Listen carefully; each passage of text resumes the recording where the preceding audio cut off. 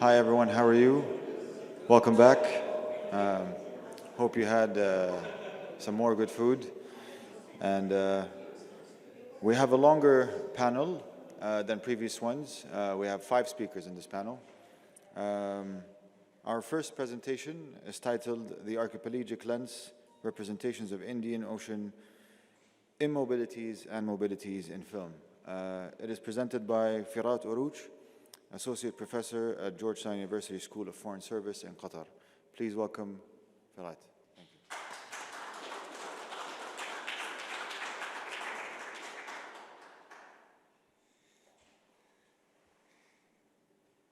Thank you, Satan, and I would like to reiterate my deep gratitude to the Africa Institute for bringing us together. I think for many of us, the first time after the pandemic. So I know there are 5 presentations, so I'll try to be as quick as possible. I'm not going to show any clips in the interest of time, but as sort of good news, this paper and the reflections that I will share with you today is really a preparation for an Indian Ocean season film program coming soon in spring in spring 2023, and Satan and Reem kindly have been really helpful in the process of putting the program together, which I currently titled Islanded Cinemas of the Indian Ocean, which will cover a collection of films from Madagascar, Comoros, Mauritius, Mayotte, Chagos, Réunion, Mozambique, Sumatra, Lamo, Persian Gulf Islands, all the way to Sri Lanka. I know it's a huge expense. The final program will ultimately be determined by what we can find, especially available for public screening. But I think it will generate some fresh conversation on visual cultures of the Indian Ocean world. My colleague Uday is not here, but the term thinking with the Indian Ocean is a term that I borrow from him, that it came up pretty much in our last conference in 2020 at Georgetown University. So I'm basically trying to today think film with the Indian Ocean. And some of the concepts that I will think through are, I think, pretty much familiar to us, those of us in the Indian Ocean, the archipelagic, the littoral, the mobile and the circular, the archival and its affects. And as I was thinking about this presentation, I'm like Salah, very bad in properly pronouncing terms. And you know, sometimes it can be productive. The more you try, then it turns into another concept. And the more I tried, and thinking about the films, there's a sort of a strong elegy element across the Indian Ocean littoral films. So I'm kind of toying with the idea of I don't know if it will be a new concept, but archipelagy, thinking of elegiac terms about the archipelagos. In terms of the notion of archipelagic sensibility, I would like to start with a quote from Abdulrazak Gurna, which I think encapsulates that archipelagic being in the world. He says, from as early as I could remember as a child, there are late months of the year from around November, December or so. So the arrival of dozens of ships of all sizes from different parts of the Indian Ocean. They will be from the Arabian Peninsula, from the Gulf, from India, and occasionally even further away. The huge ships that sometimes came from as far as Thailand. And the sailors and the traders on these ships sprawled themselves and their wares among us, beside us, everywhere. It was impossible not to know that you were part of a wider world with its own center of gravity, a cosmopolitan world, if you like, and that we were networked in a shared cultural and historical community. And in a way, what Gurna invokes is a certain notion of archipelago of culture, right? Which is a kind of world-expanding vision. Then that takes shape, formal shape in creative works by crafting narrative sort of portals that open to other stories, other worlds, and so on. And obviously, the creative work that Gurna does is in the literary realm, but I'm strongly convinced that the archipelagic view has a lot to offer in terms of thinking about visual material in the Indian Ocean through what I would like to call the archipelagic lens, which would refer to a representational mode of quote-unquote capturing, perhaps with certain limits, right, the continuum of communities that are ecologically, structurally, and culturally shaped by the sea.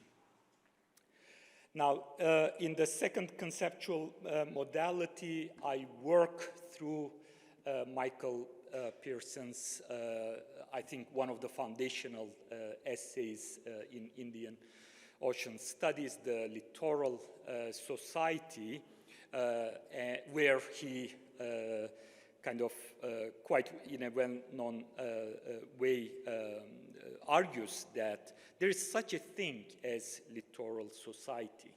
We can go around the shores of an ocean or a sea, or indeed the whole world, and identify societies that have been more in common with other littoral societies than they do with their inland neighbors. Surat and Mombasa have more in common with each other than they do with inland cities such as Nairobi or Ahmedabad. And of course, Michael Pearson historicizes and in certain ways think about it in sociological terms, but in cultural studies of the Indian Ocean, there has been an effort to think about the littoral as a formal feature, right? And indeed, if littoral societies share a common history, heritage, and material culture across its otherwise diverse shores, then I argue the littoral generates a certain cinematic ecology that encompasses a transnational film culture across the Indian Ocean, which is characterized by what Meg Samuelson have described as an amphibian aesthetics, right? That is featured by the perspectival ambivalence and optical bifocality that arises from the littoral, in which sensory reception is oriented simultaneously towards the sea, the land and sea, interior and exterior, here and there. Now, in the third kind of conceptual mode, I work a bit with Enseng Ho's, yet again, canonical essays, inter-Asian concepts for mobile societies. And if I distort Enseng Ho's conceptualization, Johan, don't tell him. So,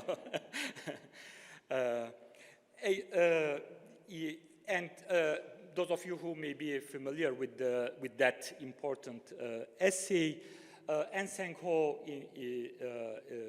basically argues that pretty much the dominant Euro-American models of studying societies are not helpful, right? We cannot really produce any serious scholarship in terms of understanding the histories of Indian Ocean mobile societies.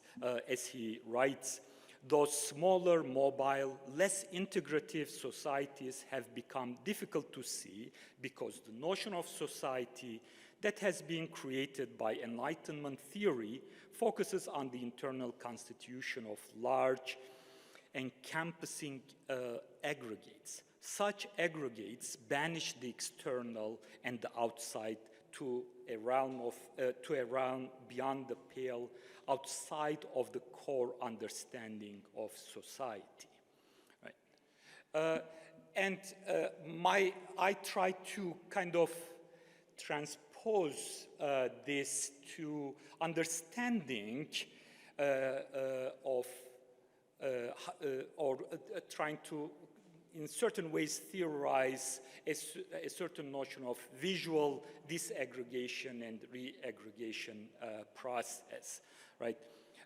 And this is almost rewriting of his statement from a film studies perspective, which would go something like: the dominance of aggregate notions of film, their rigidification in association with nations and states, and the theoretical investment that fills them up with structural content and defines what they are, have created blinders that make it difficult for us to see the range and reach of mobile, small societies of the sort that crisscross the image world of the Indian Ocean. As a fourth modality, and this is thinking about the archives, how to move the archive, and so on. And here I think together with two names and concepts. The first one is Saidiya Hartman's notion of critical fabulations, which she defines as a reading of the archive that mimes the figurative dimensions of history to imagine what might have happened or might have been said or might have been done, and to make visible the production of disposable as well as silenced lives, right? As a great Tarkovsky fan, I always felt that there could be a way of thinking Saidiya with Tarkovsky, right? Through his notion of sculpting in time, his definition of what is filmmaking, right? He says it is sculpting in time. The primary material with which the filmmaker works is blocks of time imprinted onto strips of celluloid. The filmmaker captures, shapes them, and releases them in the act of projection. And the way, at least one example that Tarkovsky does it in his great film, The Mirror, is really activating the still footage from the Spanish Civil War. And all of a sudden, this refugee girl arriving in Russia looks at you, right? It's no longer a raw historical footage, but in gazing at you, right? And I thought that could be a modality in thinking about the Indian Ocean, especially colonial archives of the moving image. I've been working on the collection of Eleanor Dial, whose wife was the British colonial administrator in Bahrain, and Eleanor Dial had, in the early 30s produced a series of what we call late colonial amateur filmmaking, right? And I think there is a way in which there are, we could, and these are still shots from the celebration of Manumission during the Eid time. And I felt that there is a way in which we could use the Tarkovskian notion of animating the archive, and here, once again, the emancipated slave gazing at you, right, is here as well. Okay, that's the fourth. Finally, the whole, going back to some of the collection of the littoral films, and as I said, they are very much characterized by what I would like to describe archipelagy. Perhaps we want to think of it in different ways from the Claude Lévi-Strauss's notion of the tristesse. I feel, concepts like huzn and more vernacular concepts will capture these elegiac modes better. But what you see across these films, these notions of themes of insularity, human and ecological laws, trauma and violation, encroachment of global tourism, gentrification and development, of mnemonic unfolding of the past into the present, but also recreation of sensual and bodily experiences and rituals. These are some of the favorite ones that I have been working on, the work of Nasser Tagwai from Iran, Alexander Abela's work on Madagascar, David Constantine, Hashimiya Ahamada, situating her work in Comoros, Lova Nante Nena in Madagascar. So, as a collection, as I said, they invoke a certain affective visual quest for the hoped for, the denied, the lost, and the retrieved in fragments. I know I need to finish soon, but perhaps one final notion around the concept of circularity. Now I go back to Enseng Ho's, right, where he says, circulations of peoples across the trans-regional axis that straddle the Indian Ocean are thick and historically continuous. In the early 20th century period of colonialism, one-way migrations swamped these circulations, but today the circulations are back as migrant workers are denied long-term or permanent residence and have to return home. And for me, the cinematic expression of all that is the one that I mentioned briefly yesterday. It's a really fascinating work from titled From Gulf to Gulf to Gulf. And even the title, invokes this indeterminate, ambivalent sense of circularity. By the time you begin to look at the material, there is no unilinear direction that is taking place, in the sense that you don't know from which gulf to which gulf to which gulf, right? And of course, we need to give due credit to Sharjah Arts Foundation, which supported this project. And it's a collaboration with migrant sailors across 4 years, which is really comes together as in the form of a superimposition of raw cell phone videos recorded by the sailors onto Sufi devotional chants and popular Hindi film songs. And this film defies pretty much all conventions as we know it. And toward the end, for the end credits, instead of any characters, human characters and so on, we have the names of the mechanized sailing vessels, the MSVs, as the characters, right? As the protagonists, as the kind of agents of the film as such. And from that perspective, I consider From Gulf to Gulf to Gulf is a great example, fascinating example, which enables us to think about the visual medium as a reconstruction of affects rather than results of ethnographic analysis.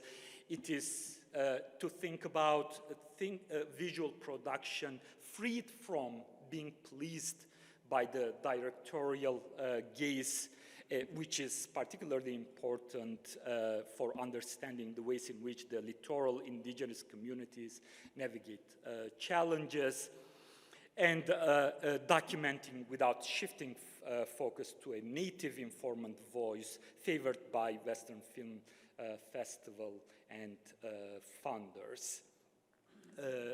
I need to stop. Okay. Then let me skip a couple of slides. One fascinating moment in the film for me is at some point one of the sailors in kind of on a piece of paper create their own opening credits for the film they are making, and is, you know, the title is really reflects a certain consciousness of wandering life, Pagla Avara, right? Like the wandering Majnun, kind of, right? You know, there's the opening credits sort of of course, it's a statement against global English. They, you know, they butcher English as well as director, who's Jonas, and producer, Sahil, and so on and so forth. The film is, on another register, is also a great example of the contemporaneity of Dao cultures. They sit down, and there's quite a diligent effort of navigational mapping that they rely on is the deep history of Dao cultures. Okay, and I conclude.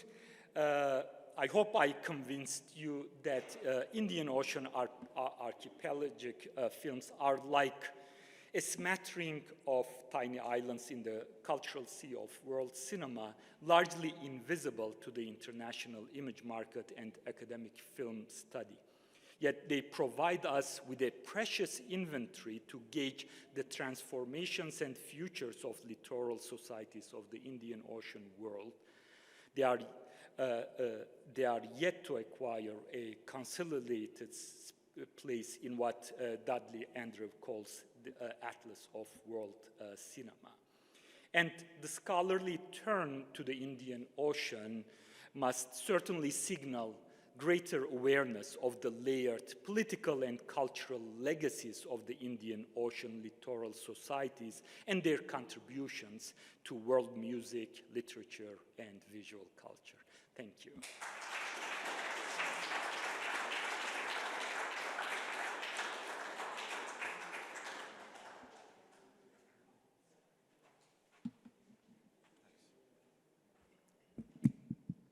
Thank you very much, Professor Firat. Our next presentation is titled Tracing Contemporary Circuits of Literature and Literary Circulation from and Across the Swahili Seas. The presentation is by Meg Arenberg. She's a postdoctoral research fellow in the African, Middle Eastern, and South Asian Languages and Literatures Department at Rutgers University. Please welcome Meg.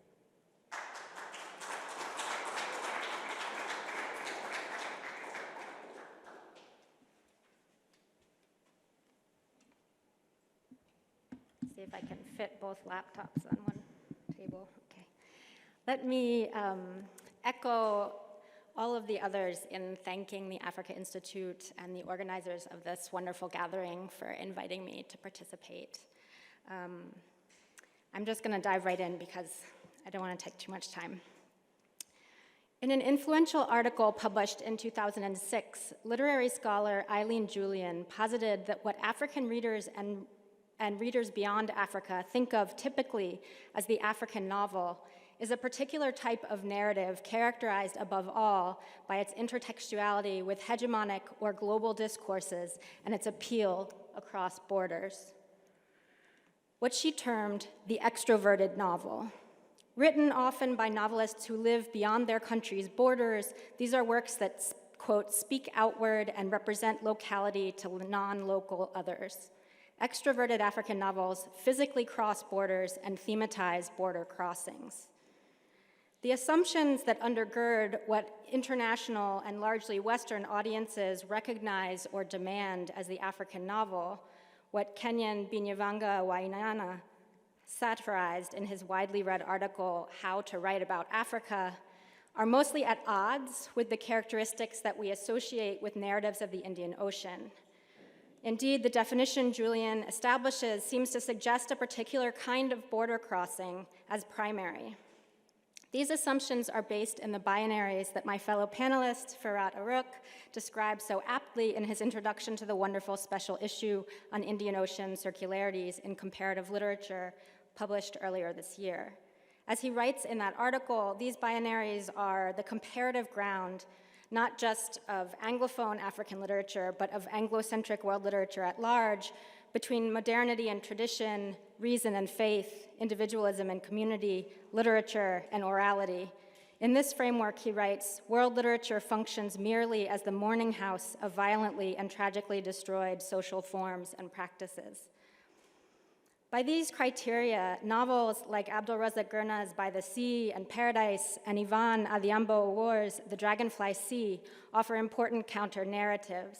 These are novelists less concerned with theorizing the post-colonial nation via contact zones between Africa and Europe, but who train their attention to histories of horizontal, if not fully equal, transoceanic migration, relationship, and exchange.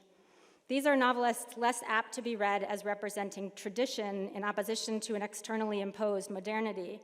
Rather, they embed a rich intertextual catalog of languages and genres that reflect cross-cultural traffic between Asia, Africa, and the Middle East. However, the distribution of and global response to the books themselves chart different transnational trajectories. These novels, published in and distributed from the West, written in the powerful global language of English and the privileged and mobile transnational literary form of the novel, not only travel across a different set of borders than their narrative subjects, but, and this is another criterion of the extroverted novel in Julian's formulation, they've been embraced by a readership largely distant from the Indian Ocean-facing port cities that their narratives describe. The relative global obscurity of Abdulrazak Gurna compared to, say, Ngugi wa Thiong'o or Chimamanda Adichie prior to the announcement of the Nobel Prize notwithstanding, these are books that move freely through the Euro-American market and that find their way onto top 10 lists in the culture section of The Guardian, like this one titled Top 10 World-Spanning Novels. As Oruç laments in his introduction to the aforementioned special issue, and as I also wrote in an article shortly after his win, the Nobel Prize Committee and most commentaries on Gurna's work framed him explicitly and exclusively in post-colonial terms, ignoring the significance of the Indian Ocean in his narrations, even of refugees and migrants in Europe. I thought it was particularly ironic that in the summary reasoning they offered for awarding the prize, they evoked a metaphorical gulf between cultures and continents without recognizing the actual water body across and upon which crucial transcultural and transcontinental relation extend in Gurna's narrative models, or worlds, sorry. And while Awar's novel was initially launched in Nairobi, where the author lives, and while it has certainly been read and circulated among urban readers of English in that city, its publishing by the American multinational conglomerate publishing company Penguin Random House has ensured its place on bookshelves across the US and UK, and has meant reviews in such mainstream American publications as People, Vanity Fair, USA Today, and Southern Living. While I have not done formal market research or surveys, my anecdotal experience suggests it has not found similar purchase in the Lamu archipelago that forms the novel's narrative center. So I begin all of this as an avid reader of these novelists' work, and I believe in the importance of their narratives in dispelling exactly the kind of harmful assumptions that Binyavanga's acerbic satire described. And I don't mean to dismiss or criticize them for courting Western audiences at the expense of readers on the East African coast. But rather, what I want to begin to think about, and this is really just a sketch, is how we complicate the persistent binaries further by searching out points of intersection between the circulations of these highly global, visible, and mobile texts, the Indian Ocean circulations they thematize, and some trajectories of contemporaneous literary production and circulation by Swahili language poets that inhabit the East African spaces the books narrate. As Ashley Harris has written, echoing Karen Barber, quote, "The unresolved debates as to the novel's relevance in Africa have also reinforced a formal divide in the field. On the one hand, we have an African literature dominated by published books, and on the other, we have a more inclusive version of African literature, often referred to under the more elastic concept of culture, covering a fuller spectrum of literary forms, from oral poetry, storytelling, and drama, to informal print culture, and more recently, internet-based literature." So this presentation is focused on examples that sit at the boundary of the oral and written, and is intended primarily as an experimental sketch of 3 different nodes where we might begin to explore such intersections. So starting with an idea of thematic convergence, for those who may not have read the Dragonfly Sea, I just want to give a very brief synopsis. The novel narrates the coming of age of Ayana, the child of a socially ostracized single mother and her adopted father, the seafaring bookseller Muhyiddin. And it spans her early childhood on Pate Island, a boat journey to study abroad in China, and a brief sojourn in Turkey before a final return to her home on the northern Kenya coast. Ayana is a fictional reinvention of the real-life Mwamaka Sharifu, a young woman awarded a scholarship in 2005 to study in China after being confirmed by DNA test the descendant of a Ming Dynasty sailor, one of Zheng He's fleet who survived shipwreck and took refuge on Pate Island.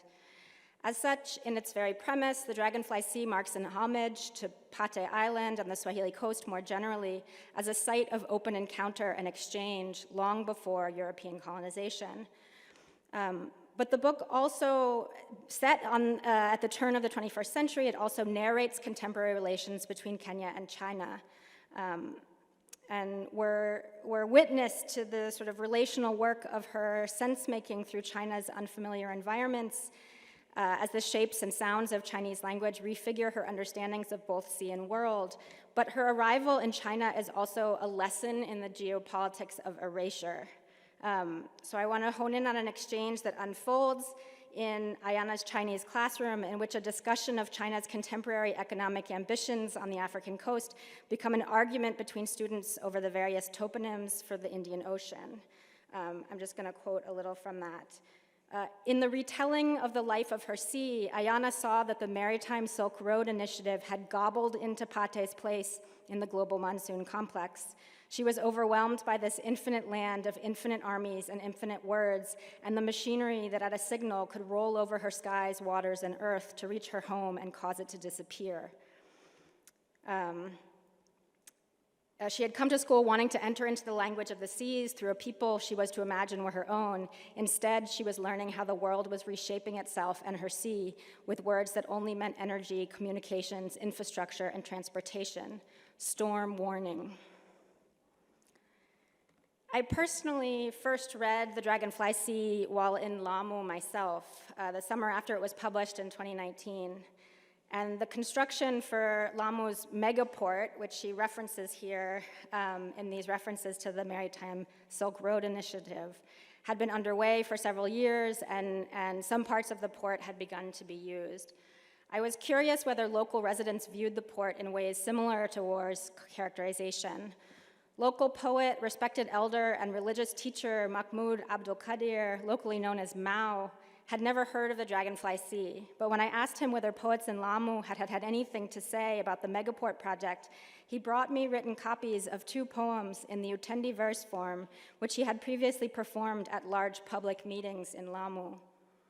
The first, titled Bandari, or Port, he had composed for the occasion of a public meeting with the Minister for Transportation when the port project was first announced to the public in Lamu. Addressed outward to the official guest, the poem opens with the words of thanks and welcome, expressing cautious acceptance of the project that had been brought to the community. But it immediately turns toward a series of warnings that we might read as a refraction of Awar's rendering of Ayana's anxiety about self-determination and loss of control. I'll read just a few stanzas. I'll just read the English translation. This was a port project and we accept it. This is a port project and we accept it, inshallah. Let it come with good fortune and spread blessing. It is luck for us to get this opportunity. It is a door to prosperity that God has opened for us. The important thing we want is to protect our Lamu so that poison isn't dispersed and filth spread around us. If it will happen that we will lose our morals with this money, we don't want it at all, nor even to hear of it. Better we stay poor, but remain in our religion and our culture and benefit from our heritage.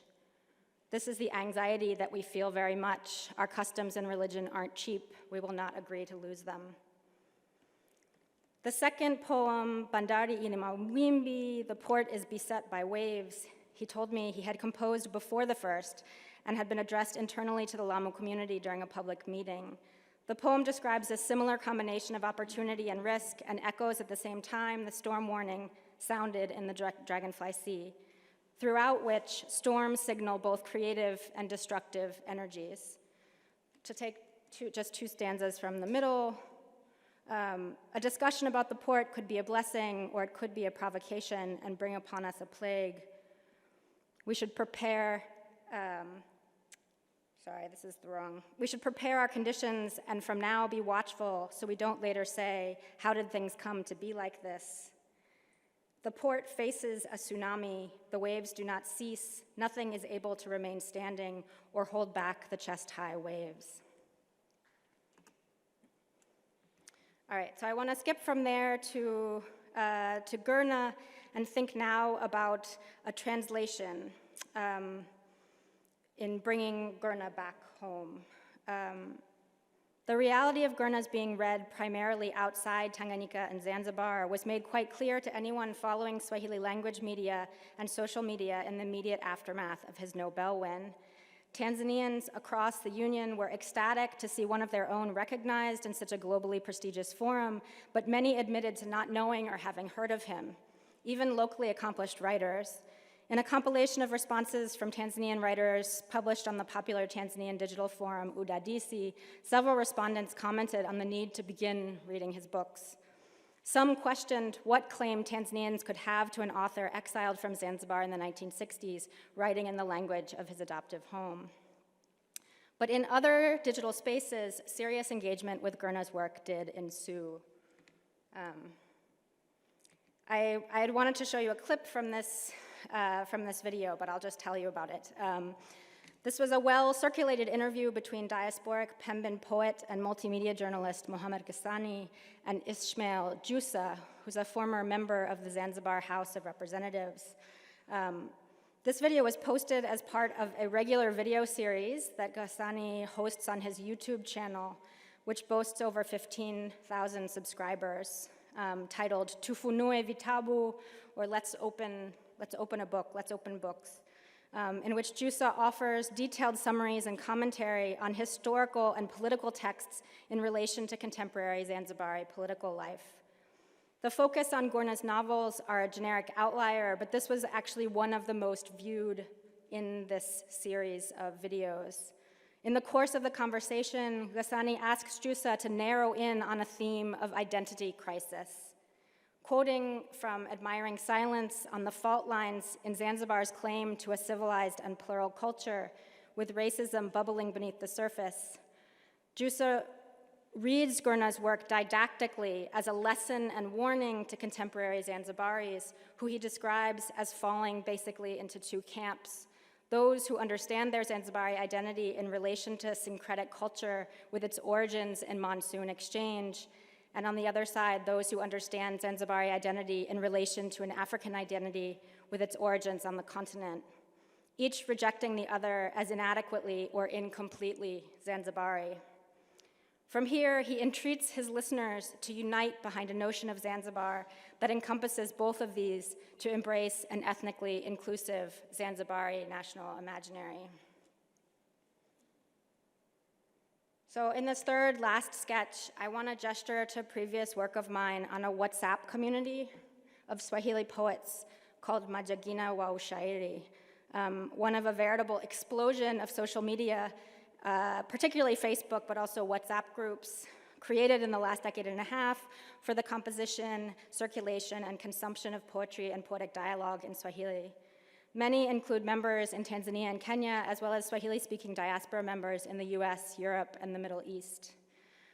I won't have time to fully detail the argument, but the boundaries of the WhatsApp chat forum and imposed restrictions on the kinds of discourse allowed in the forum. There's a very strict set of rules and imposed restrictions on the kinds of discourse. Members are only allowed to post in verse. But this has an effect of spatializing the community, something I want to link here to the world-making capacities of novels like Oruç's and Gurna's. The choice of the name Majagina, meaning brave ones or heroes, links the group to longer histories of poetic composition on the Swahili coast. In an interview about the group with the young founder, Id Mwimbe from Bagamoyo, he explained his use of Majagina to denote more than brave ones or heroes, but also watalamu, magwiji, waliobobea, experts, specialists, virtuosos of poetic composition. This merging of poetic ability with heroism evokes the most widely celebrated epic hero of the Swahili tradition, Fumo Liyongo, whose poetry from as early as the 15th century, Clarissa Fierke reads in that same special issue in comparative literature as evidencing Indian Ocean connections. The heroic bravery suggested by the name Jagina, even as it nods to the heroes of Swahili epics of old, implies a protective role in the present, guardians of traditional culture and language, of established norms of poetic practice, social practice, and of the community defined and encircled by their adherence to these forms.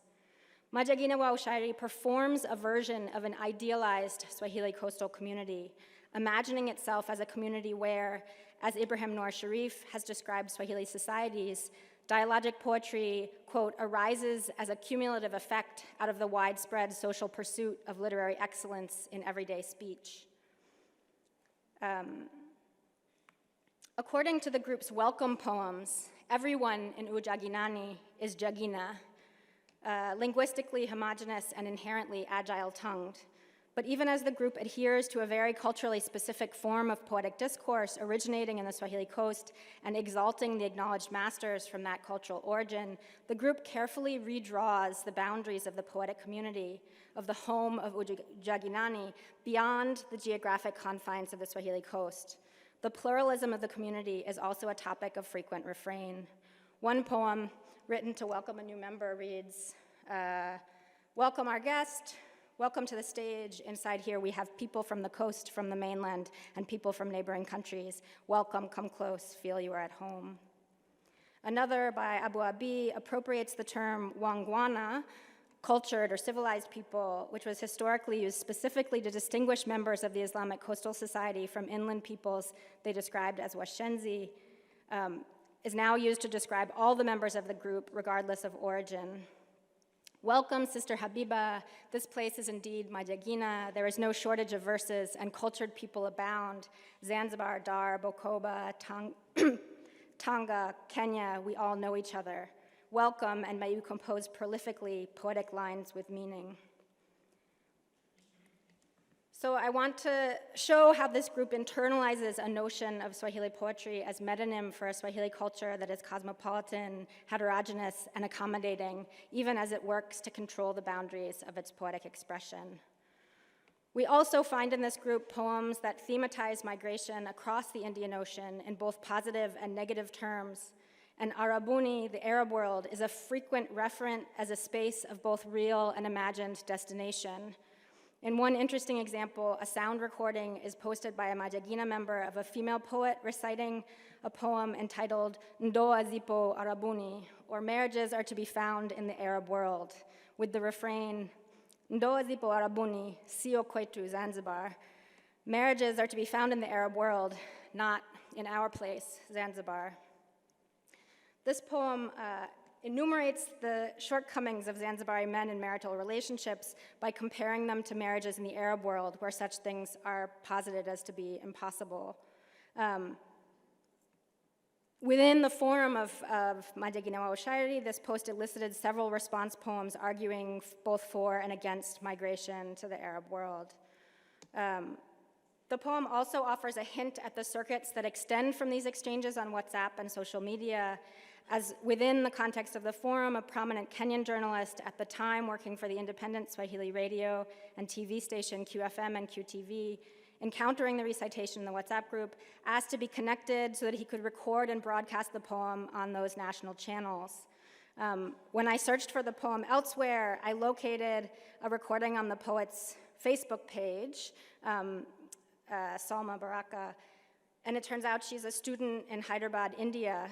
And on this post, she elicited comments suggesting both that the poem had gone viral on WhatsApp and several requests for CD recordings of the poem and so forth. So I'm just going to stop there, but with those very brief gestures, I welcome your thoughts on the viability of thinking through literary circulations in this way, and whether we can begin to chart points of contact between these very disparate circuits and forms. Thank you.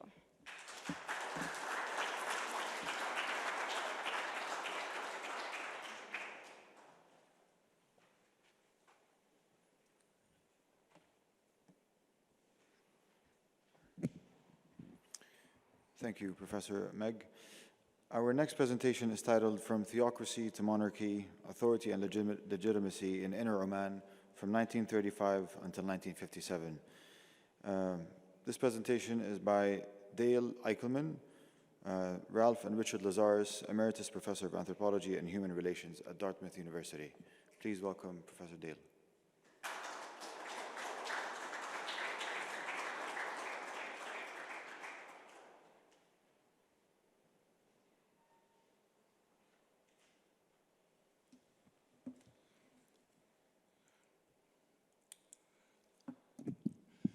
If you wonder why I'm using my own watch, this is a Soviet pilot's watch, which I regard as a reliable timekeeper. It won't keep me on time, but at least I'll know when I exceed my limits. In 1990, somebody in the Soviet Army told me that this was a computer. Now, having said that, my presentation, let's say, is long in the making. In one sense, in the wisdom of the conference organizers, they found an article which I published in 1985, which will come out in monsoon with appropriate acknowledgments, not as new, but I had to change some things to come up with the current use of pronouns and so forth. So for your own delectation, you can't talk about tribesmen anymore. You talk about tribespeople. But I was able to use the term ulama to gloss it as men of learning, because I indicated, and with a really excellent copyright editor, I might add, show me any alima, show me any woman, person of learning, I'm sorry, in the Sultanate of Oman at any time in the past or present or anticipated, and then we will talk about people of learning. Now, what the article is about is I would almost say, manufactured conflict of types of authority posed by Oman.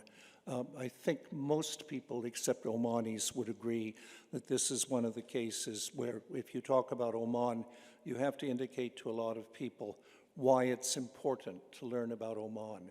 If you look at textbooks about Islam in the world, you learn a lot about the Sunni and the Shia, often too generalized, but you won't learn much about the Ibadiyya except in specialized books.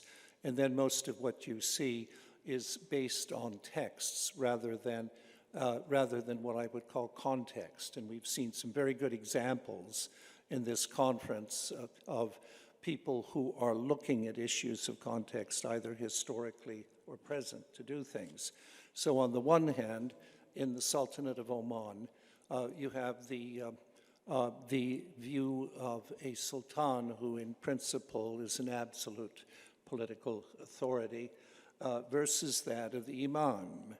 And in Ibadi Islam, in theory, in some ways in practice amongst intellectuals, the imam is chosen by the ayyan, the notables of the region under his control, using terms indicating that he's the imam of the Muslims, so that the imam in Nizwa until 1954 would use this rhetorical language, but of course the scope of the imam of the Muslims is more delimited to the northern Oman interior, which is a place where the vast majority of, in fact, all Muslims in an earlier time were Ibadi. More on what that means and the failure to understand what the Ibadiyya do, I will bring in later if somehow my computer gives me the appropriate time. Oman began being in serious economic straits beginning in the 19th century. The British vastly curtailed slavery. Some of you know that until 1963, slavery was permitted in Saudi Arabia. It more or less ended in other places. In 1961, some officers in the Ethiopian Navy told me that they reckoned that they were able to stop about 1 out of 10 boats coming from Africa, delivering a precious cargo to Saudi Arabia, slaves. They had to keep the system going, I suppose. And officially, slavery was abolished in 1963, and I'm sure that the Saudis immediately ended slavery. That's a little bit of sarcasm there, but that's okay. As the economic condition of Oman deteriorated, there was unrest in Oman, and the British, not spending very much money on areas that they sought to influence or govern, were very economical in what they used to influence Oman. Oman was never a colony, of course. And in 1963, they brokered what's called the Agreement of Sib, which was, in British language, to grant autonomy to the interior autonomy, political autonomy to the interior of the country, leaving the Sultan with control of external political affairs, which of course were basically run by the British, so it wasn't very much of anything that one had. But one had a very powerful figure of the Imam whose rule went from the 1920s until 1954 in the interior.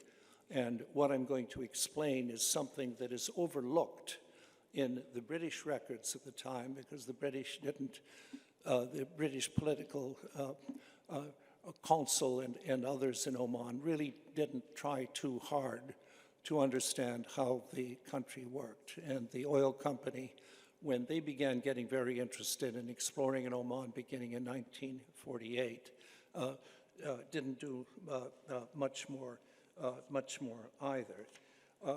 The formal theory of the imamate was that you had the best person of learning, man of learning, who would be selected by the notables to become the imam and represent everybody.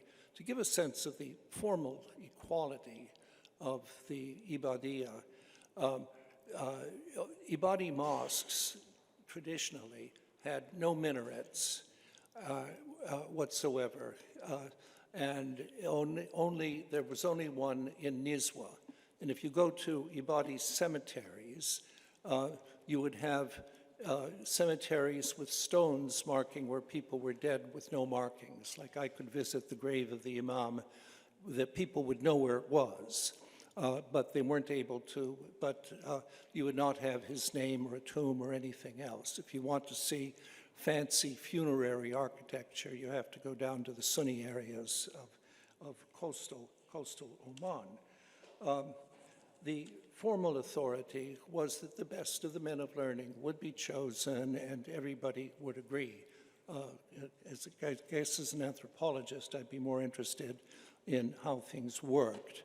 And in 1980, one of the people I interviewed was a former askari, not quite soldier, but a kind of a militia member for the Imam.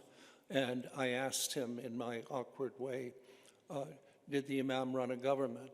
And this not very well educated, but really intelligent askari said to me, yes, it was a government. It taxed, it imprisoned, and it killed. Which I think for some people is the basis of what a government is perceived as doing. The Imam from at least the 1940s, because again I'm using at first oral history, and then people little by little would bring out records in their family and so forth and give me an idea, or I'd talk to ex-governors for the Imam. There were 14. And unlike the sort of governance you'd have elsewhere, all 14 really were men of learning, which added to their legitimacy in the way people would see things. They kept good financial records, more or less after 1952, but before then, let's say that records were on demand. When the Imam would perceive some people of accepting bribes or doing things they should not do, then the Imam would begin sending letters to somebody saying, monitor what my governor is doing in this area. Some, again, of the letters that I would see. But the imamate government had a real legitimacy. And indeed, rather than have an autonomous interior and then a sultan on the coast, you'd have an interesting play between the two. Said bin Timur, who in the British publicist accounts of Oman after 1970, when Qaboos bin Said came to power, would have press releases reduced to the idea that before 1970 we were living in darkness, but then a bright light came on the horizon, and that was the advent of Sultan Qaboos bin Said after a British engineered coup in July 1970. But there was a very delicate play between the two. What would The Ibadiya men of learning were produced by the imamate, and the sultan, whose reign began in 1930 when he was all of 22 years old, would build up his judiciary to get legitimacy by acquiring judges from the interior who would work for him. Now, if you were a judge working for the Ibadi Imam, you weren't paid very well because there was not much money around at all. You could pay more by working for the Sultan. So, for instance, from 1939 onward, there was a very distinguished jurist, Ibrahim Said al-Abri, who was the first mufti of Oman after 1970, who asked the Imam for permission to work as a judge for Sultan Said on the coast, beginning in 1939. Not a bad deal, so he would be a qadi in the summer in the northern Oman interior when the weather was more pleasant, and then in the winter he would be down on the coast working for the other. Some tribal leaders also crossed lines. There's one man who I met under house arrest. He was still in prison from 1970 until 1982, Ahmed Mohammed al-Harthi. He was imprisoned at in the enclosure of the Ministry of Information, which I think is only appropriate in some ways. Information is Wizarat al-I'lam. In other words, we tell you what there is that you need to know, which is kind of nice. Occasionally, anthropologists do things so that political prisoners can get out. His son, in the meantime, by the way, was a governor under the post-1970 regime, but couldn't do very much. There were even joint governors appointed by the Sultan and by the other. But, you know, with everything else, crises occur. And after the 1940s, a number of things began to happen after 1948. One thing was that the Saudis were getting hungry for oil. And so they would offer subsidies to a number of the tribal leaders of the interior. No surprise, a lot of the tribal leaders were very happy with subsidies. They'd take them and not have much of a sense of allegiance or anything else. The Saudis tried to say that such subsidies where they would have documents, where somebody said yesterday, documents of becoming an indentured laborer and so forth were somehow signed, and I think it is Professor Hopper was saying so. It will really be interesting to try to reconstruct exactly what indentured labor understood by being indentured in these times. So the Saudis would collect fingerprints. What we do know is that Egyptian intelligence officers helped the Saudis to collect these things, kind of a pay-as-you-go sort of system. And it didn't mean too much, except when the Saudis would try to pass these documents off in arbitration panels in Switzerland. But two things happened which tested the system and showed the limits of what was occurring. One thing was that the Saudis did establish themselves in one of the oases in northern Oman, a part of Oman not contiguous with the rest of Oman, an oasis called Al-Buraymi. And the Saudis tried to make the account that, tried to claim that they had that they had always, quote, always been able to. I feel very awkward competing with the end of the Friday prayers. If anybody gives me an etiquette lesson. I could end early and say to be continued, but I think that this would throw off the schedule. And as we know, the arbitrating authorities, at least I don't see Satan here right now, would be very unhappy. So I will try. There you are. Satan, what is the etiquette for competing with the muezzin? Do I continue and ignore politely what's going on? Give me an extra minute and you can answer. Continue. Okay, thank you very much. See, I'm very obedient. I consult authority. Okay.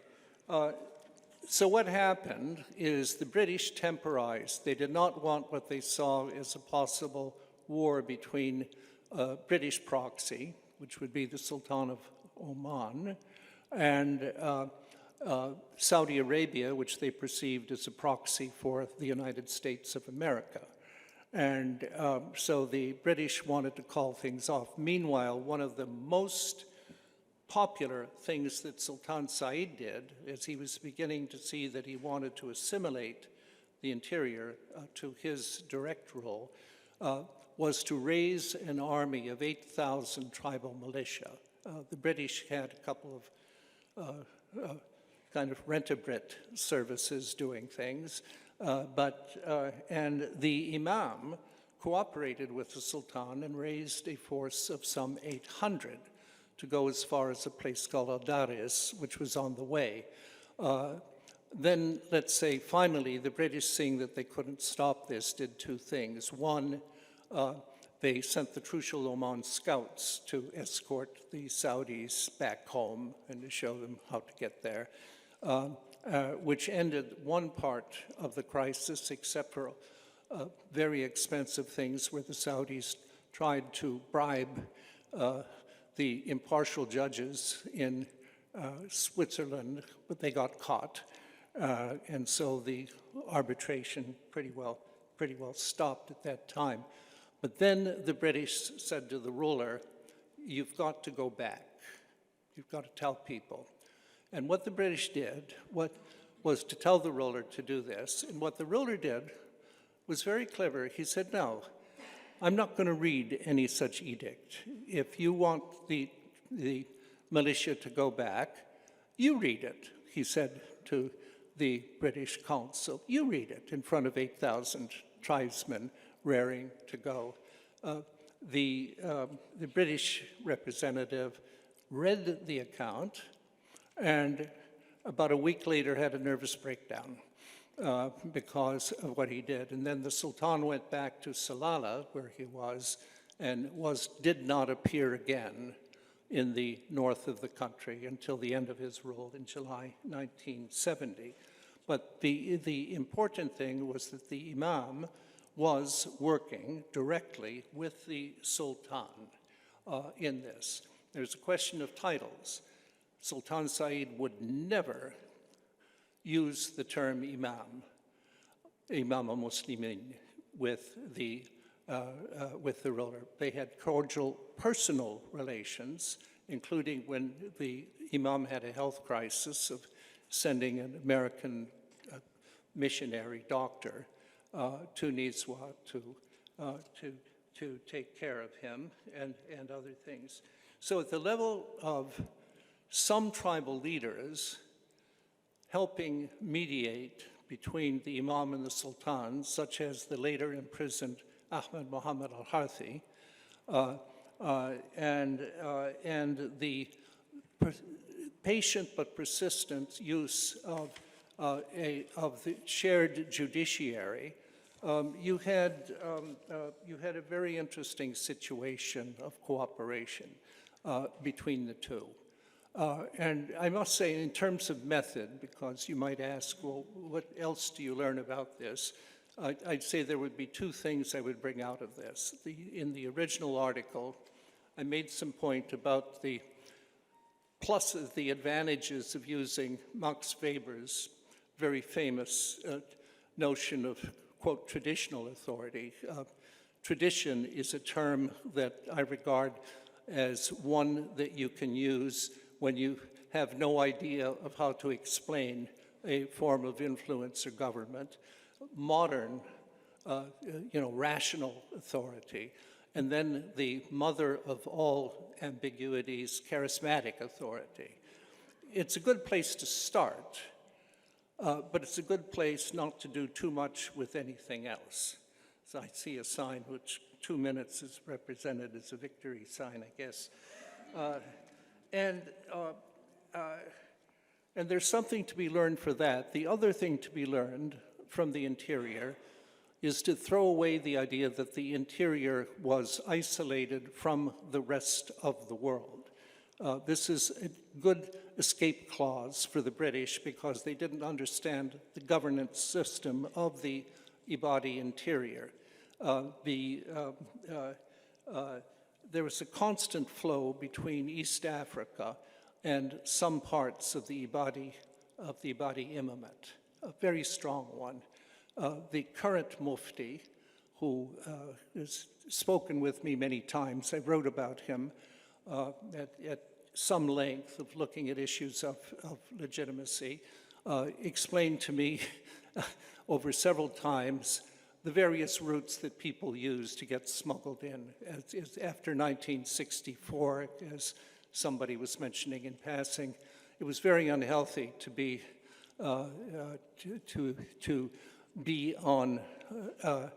in Zanzibar as an Omani or as a Zanzibari Muslim. You got slaughtered, so that the immigration went up, and one of the people who left was the current Mufti of Oman.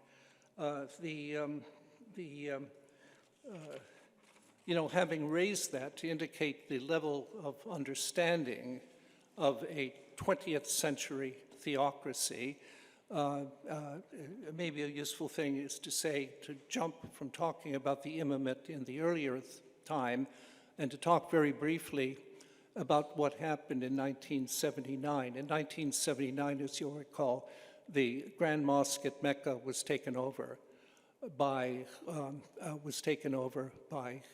group of, I think we could agree on using the term, fanatic militants who were very hard to extract. In the end, Moroccan friends of mine say it was Moroccan special forces who did it and others, but you did such things that one doesn't talk about, of flooding the basement or flooding the floor of the Great Mosque of Mecca with water, and then putting electricity into the water to make it very uncomfortable for militants who are holding out in the place. But the word went out to any Ibadis in the government and everything else that you better watch out, because some British advisors said, the fanatics, the Ibadi fanatics of the interior are going to be the next ones to rise up, and you're going to have a real problem as to what you had before. I was in the country at the time, and let us say that one British advisor, when I first went to Oman, put his hands around my throat and pressed my Adam's apple and said, "If you're not who you say you are, we'll play rough," and I mean rough. And he later advised me not to use a photograph at the Nizwa market or anywhere else, because the fanatics will tear me apart. This is a very senior person. And when I mentioned this to the governor of Nizwa later, I was talking about that. I said, I went to the marketplace and I didn't see anybody tearing me apart. He politely asked me what I meant, and I told him the advice I had. And, you don't laugh out loud if you're a governor. But he later put his hand on his mouth. And then he called me back when he had some visitors and asked me to repeat the advice I was given from Muscat about being torn apart. But in 1979, the police suddenly showed up at every mosque where Friday prayers were given to kind of monitor things. They were very adamant about doing it. And later I found out, because I talked with the people above the police, is at first they wanted the ununiformed internal security service, ununiformed, to do this. And there was a big fight, I'm told, where they said, no, if you want to do it, put your men in uniform in the mosques, just to show them what you want to do, and this dampened enthusiasm for doing it. But this is the point at which the response was, the British suggested, let's have all preachers in the mosque have to read from printed scripts pre-done, and a bunch of turbaned Sudanese, because the Minister of Religious Affairs allowed me into the room where the sermons were being written. They were all Sudanese, very happy, I'm sure, to be paid better salaries than they could get in the Sudan at the time, diligently doing things. But one lesson to bring away, which one can project into the past, is just because you're a ruler or know your people, quote, know your people, a phrase I continually hear from some advisors, doesn't mean that they really know their people at all. And if you're in internal security, if you don't know your job too well, you can always be safe by saying, it's really rough out there, you just need more forces to keep it from getting rougher. Now, I've wandered away from talking about the imamate thing, but I have the security of saying that my article's properly done, and thanks to Melissa McEwen, a really excellent copy editor, my language has been brought up to date, so you won't see any terms like tribesmen, where I should be saying tribespeople. And I'm grateful to her, and I'm also grateful to her for recognizing things that can't change too well without doing the others. But thank you very much.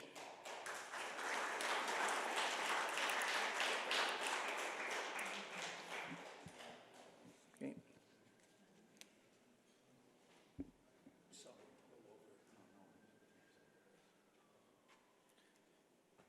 Thank you very much, Professor Dale. Our next presentation is titled The World According to Kweupe, and I hope I'm saying this right, Zanzibari Newspaper Narratives of the Cold War, presented by Gary Thomas Burgess, Associate Professor of History at the U.S. Naval Academy. Welcome.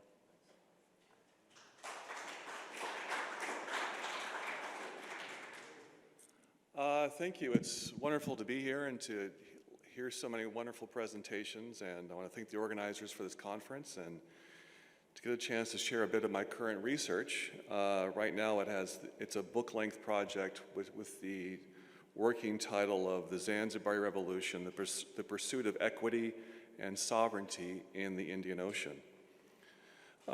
In my time, I want to make 6 interrelated points, and I'll move from the more broad perspective to a more specific history eventually.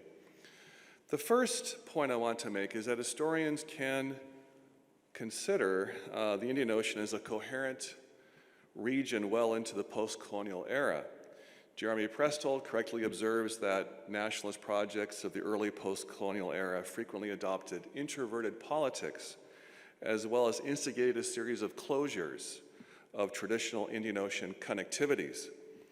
Yet while nationalists very often turned their backs on and even purged the cosmopolitan networks that emerged under the umbrella of empire, and while sea travel often took second place to the sort of global exchanges that travel by air are now made possible, none of this means the Indian Ocean is no longer useful as a conceptual framework, a point that Jeremy also makes. Yes, nationalists very often posited a deep connection between people and place, and were very often intent on securing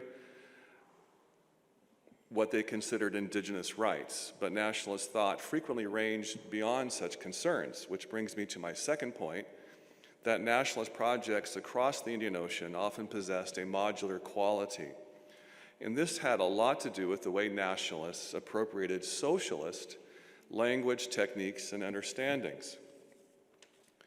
According to how one counts and how one conceptualizes the extent of the Indian Ocean world, by the late 70s, it included between 9 and 14 regimes that professed socialism and were undertaking simultaneous projects, socialist projects by the late 1970s. That would include Mozambique, the Comoros, Tanzania, both mainland and the islands of Zanzibar, Somalia, South Yemen, etc., between 9 and 14.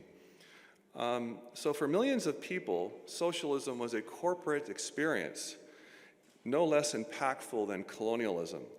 Despite what Priya Lal describes as the conceptual capaciousness that characterized the peripheral socialisms of the region, and despite a seemingly endless tendency towards experiments and innovation, the political elites who initiated such experiments had in mind a new universalism and saw themselves as inheritors and conveyors of a common tradition, no less meaningful than Islam or Buddhism. My third point is as much a question as a claim, in that it is still not entirely obvious, to me at least, how all this came about, how the Indian Ocean became a socialist sea.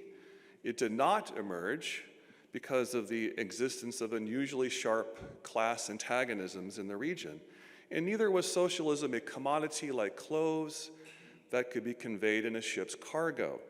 It did not circulate via traditional currents of sea trade and migration. Yet there does appear to be an interesting relationship in some places and at certain times between socialist and Indian Ocean cosmopolitanisms, plural. One may argue that the spread of socialism owed a lot to an unusually common regional inclination to access the cultural and intellectual capital of distant lands, a well-established capacity along the ocean rim to create what Sugata Bose refers to as hybrid and polyphonic languages of translation, all of which encourage the repackaging of socialist precepts in new and innovative ways. By asking sociological questions about the conductivity of particular localities, we can go at least part of the way towards addressing the question of how the Indian Ocean became a socialist sea. In addition, not all the politics that nationalists pursued were entirely introverted. In the Western Indian Ocean, Tanzania played an important role in nurturing Frelimo in its long liberation struggle against Portuguese rule.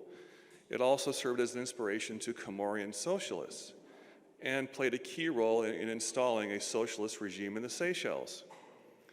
Even when we put aside all the arguments above, it is still reasonable to see the Indian Ocean as a socialist sea merely due to the density of socialist states located within and around its circumference. Such remarkable, albeit temporary, density means it is possible to employ the ocean as a spatial frame without making claims about the unique properties of that frame. My fourth point is that nationalists of the Indian Ocean very often saw socialism as a key to achieving full and not false sovereignty. For too long, we've had a rather truncated concept of sovereignty bestowed upon us by such luminaries as Benedict Anderson. For many nationalists, sovereignty did not just mean independence. It also entailed schemes to liberate peoples from the economic and cultural influence of the former imperial power, and even the West as a whole. The more ambitious nationalists envisioned that the achievement of all these interrelated forms of sovereignty would produce a new kind of citizen, a new, more empowered self. For many nationalists, progress, development, and decolonization were all just markers and means to an end. They wanted a new kind of person to emerge from all of this, a truly sovereign self that would form the human material deemed necessary to achieve true national sovereignty in their eyes. Of course, the nationalist pursuit of sovereignty frequently entailed contradictory imperatives, which engendered considerable dissonance, rupture, and resentment. The ideal was highly open to interpretation and could be pursued in multiple and often incompatible ways. The argument here is not that this rendered nationalist thought incoherent, but instead a field of tension and debate. My fifth point is that Zanzibari revolutionary officials decided early on, within days of seizing power, that the way to empower islanders was to first radically disempower them by informing them that they were a rather innocent and naive people conned by capitalism and duped by imperialism. As victims of mass deception, they therefore required instruction from their more enlightened peers, the anonymous writers and editors of Kweupe, which served as the regime's printed mouthpiece from its inception in January '64 until the paper's demise in October 1970. Kweupe appeared in Swahili from 1 to 4 times a week and served an explicitly pedagogical purpose in island society. Rather than function as an open-ended forum where citizens could debate the meanings of freedom or development, it was instead a primary means, along with official radio broadcasts, to lecture, exhort, and sometimes berate islanders to throw off the mental and moral shackles of colonialism in order to become truly sovereign selves. Kweupe writers informed readers that they had been conquered in every sense of the word, and published a series of allegations that the British had fomented racial and ethnic divisions and even violence, that the British had convinced Africans they were unfit for self-government and even modern education, and that they had even corrupted the very character of islanders by introducing selfishness and individualism in a society that was formerly egalitarian in nature. As Kweupe proclaimed in December '64, "We were ruled for many years and filled with rotten ideas, feudal ideas and capitalist ideas, and ideas that we think only of ourselves in every instance." Elsewhere, the newspaper declared that before the revolution, quote, "the thoughts of the citizens were backward and that this sickness was caused by the colonial government." Kweupe characterized the onset of the revolution as an intellectual awakening, comparable to Frantz Fanon's ecstatic evocations of the Enlightenment that Algerians experienced as they fought for their freedom against the French.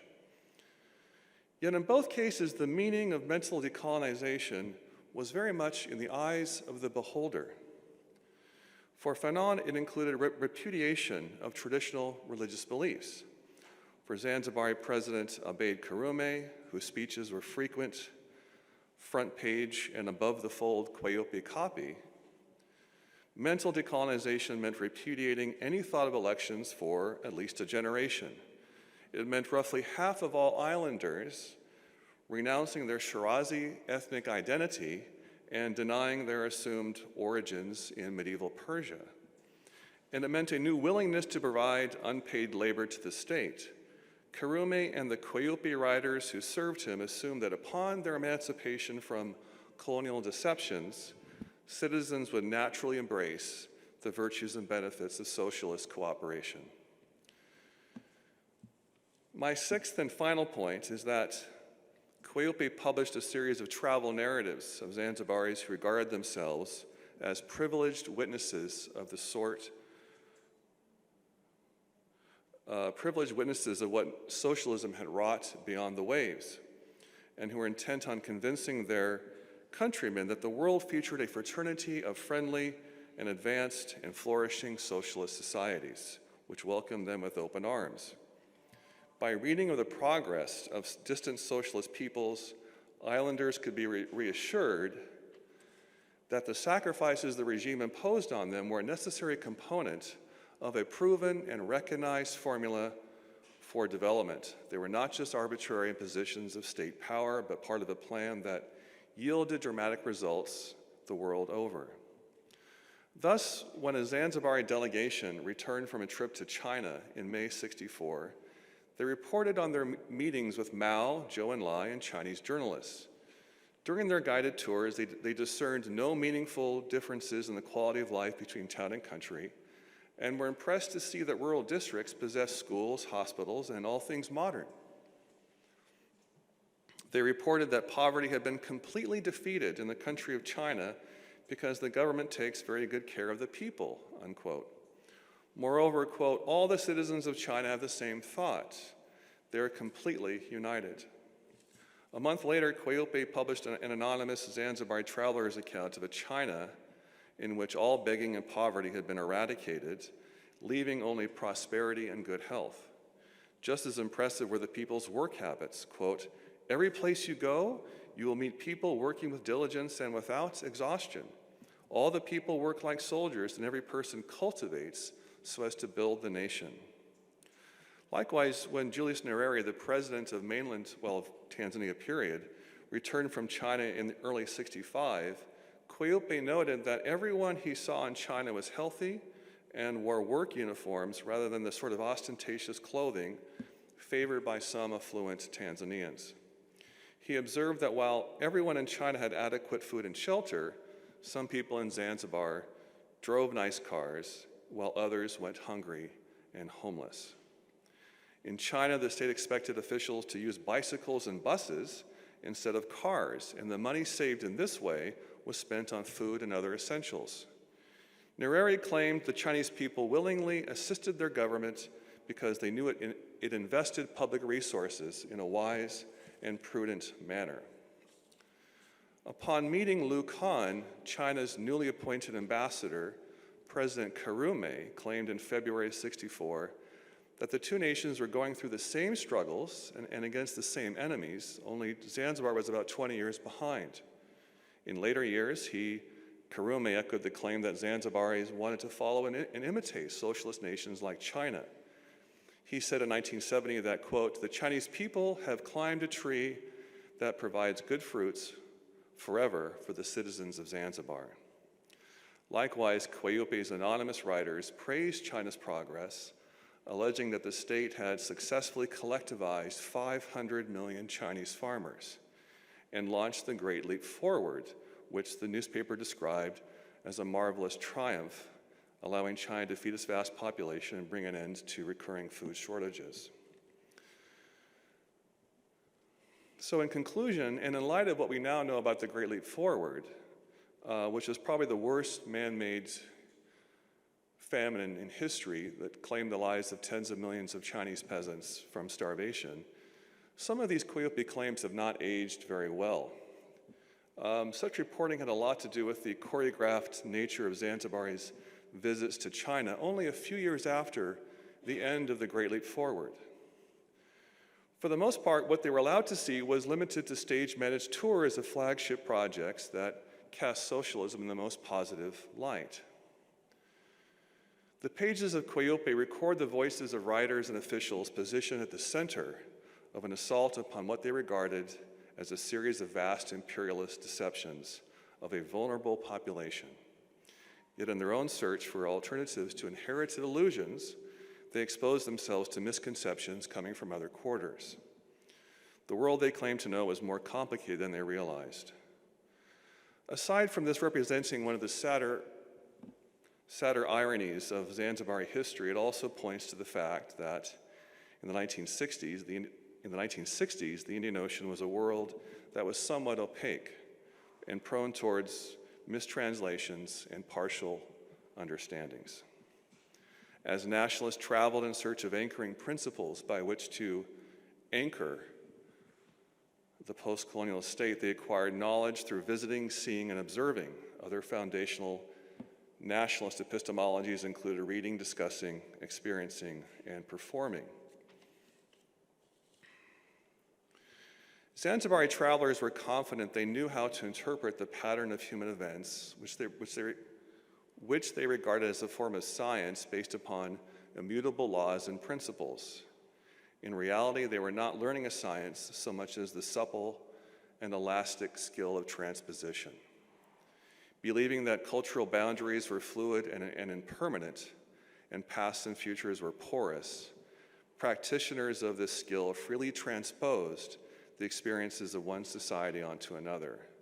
As Kai Kress and Edward Simpson might note, they saw the familiar in the strange and the same in the other. And to see was very often to believe. It was an awakening to the possibilities of the moment of the 1960s and of the capacity of societies everywhere to achieve true and not false sovereignty. Mobility produced images and memories that were less fixed in their meaning and yet often more compelling than a tract or manifesto. Thanks.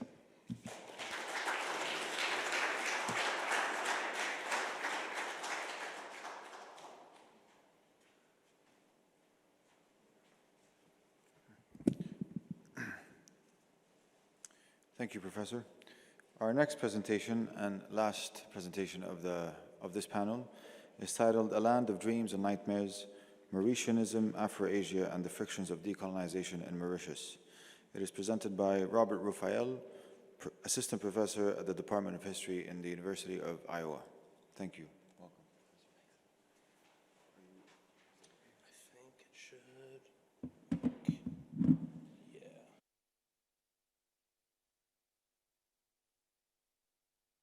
All right.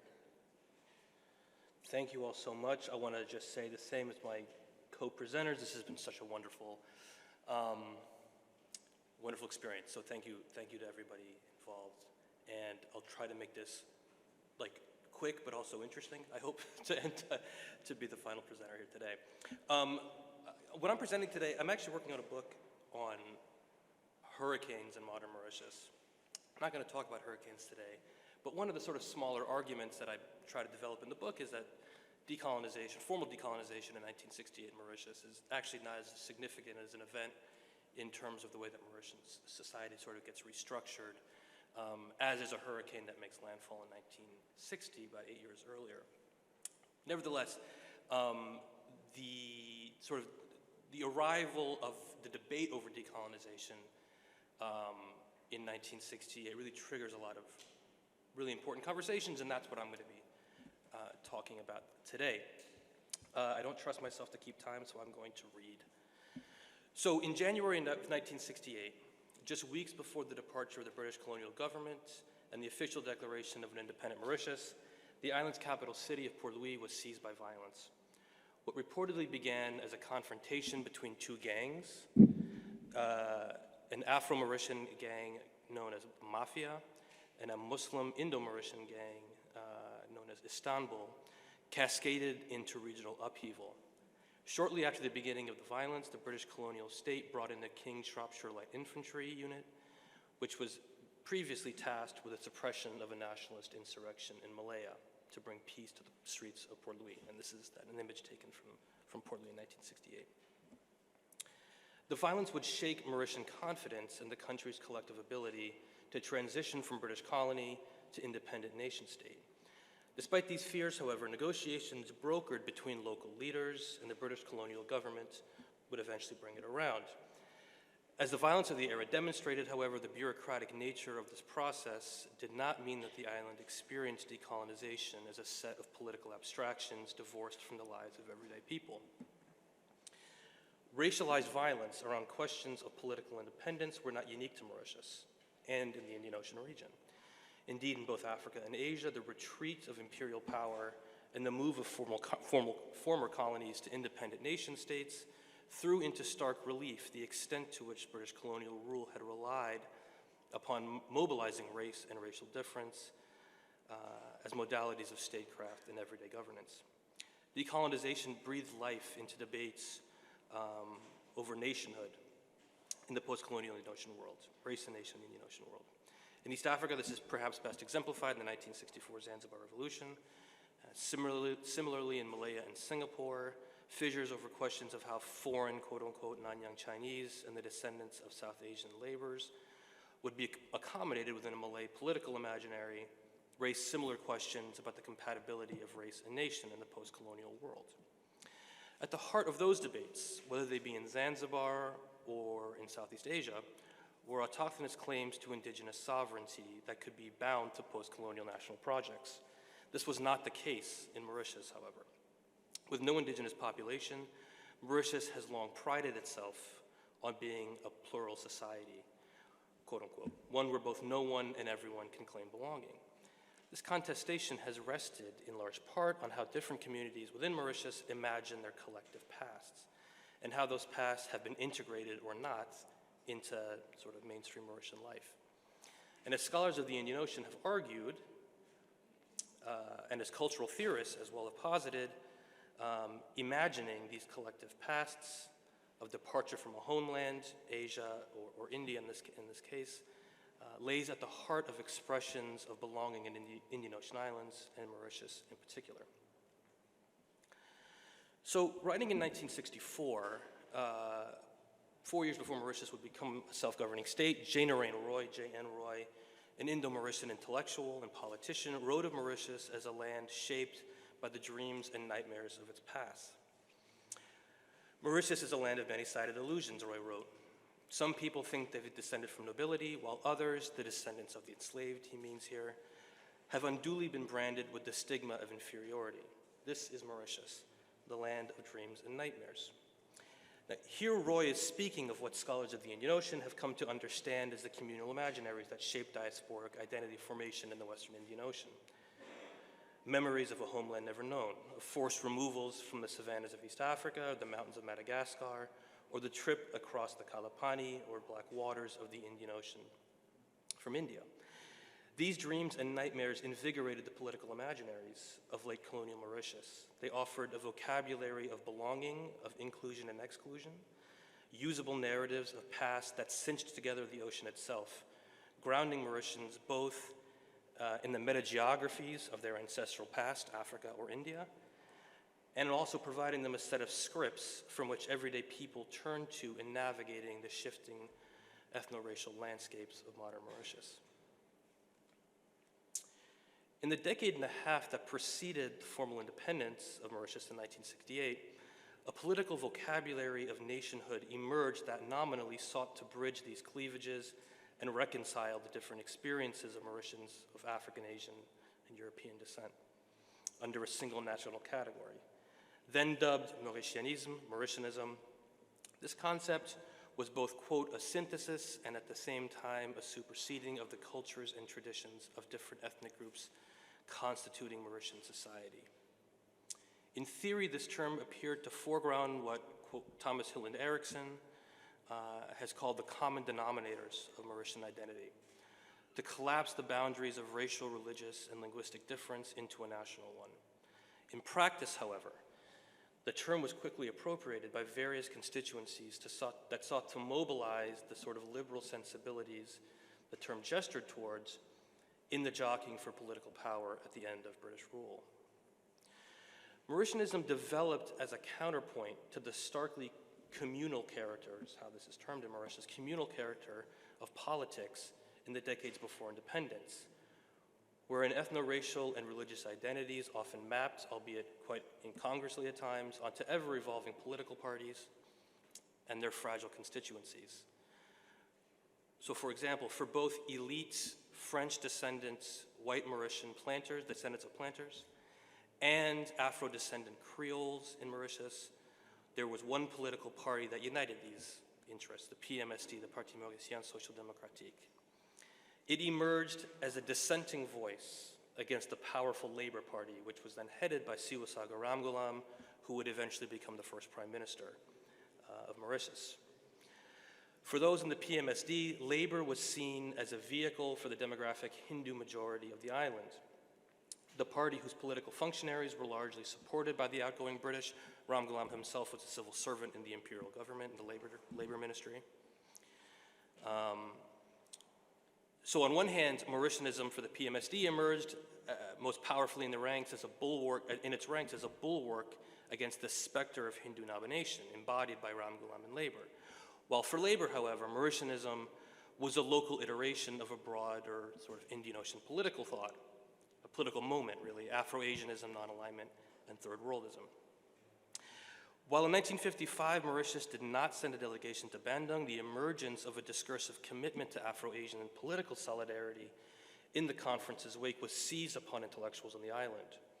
Mauritius, it seemed, was uniquely suited to embrace the language of Afro-Asian solidarity because both of its history and its spatial relationship to both Africa and Asia. Mauritius as Afro-Asia became an often used rhetorical strategy by Mauritian politicians before and after independence. Take, for example, the work of the aforementioned J.N. Roy, a Labour Party member, a staunch proponent of independence, who expressed the need for Mauritian independence via a framework that emphasized multiracialism. For Roy, Mauritius had to shed those dreams and nightmares to ensure a forward program towards, if not liberation, at least a sense of equity between groups. Quote, race, color, communalism, and an irrational approach to culture and religion have almost wrecked the foundations of our progress, end quote. He found hope, however, in the, quote, awakening in Asia, Africa, and the colonies of colored people, whether Hindu, Buddhist, Arab, or African. This notion of Mauritius as a node of civilizational reconciliation was employed even after independence by the nation's first Prime Minister, Ram Ghulam, who in 1974, in a speech to other Indian Ocean leaders, said that, quote, the ocean is no longer a European lake, and we intend to reopen the communications which linked Africa and Asia. Perhaps we Mauritians have the special privilege of fulfilling this task, as our society really is a microcosm, a world in miniature, in which almost all the features of Africa and Asia meet and mingle. For the PMSD politicians and their allied press, Mauritianism conjured the rhetorical affirmations of Afro-Asian solidarity, not as a way to affirm self-rule, however, but rather as a bulwark against what was perceived to be anti-Black racism and the threat of Hindu domination. It should be noted here that this party was really shot through with contradictions. Its leader and political rival of Ram Ghulam, a man named Gaëtan Duval, was himself someone who claimed African descent, but it would be hard really to suggest that the PMSD was Duval's party. It was really a party of the descendants of the French aristocracy. But Duval's ascension within the PMSD reflected what its leaders within the party believed was a strategy of appealing to particularly working class Afro-Mauritian Creoles to peel them away from labor. It was no surprise then that when the PMSD emerged as the most strident voice against Mauritian independence, its critique was not couched in, for example, the language of economic liberalism or social conservatism.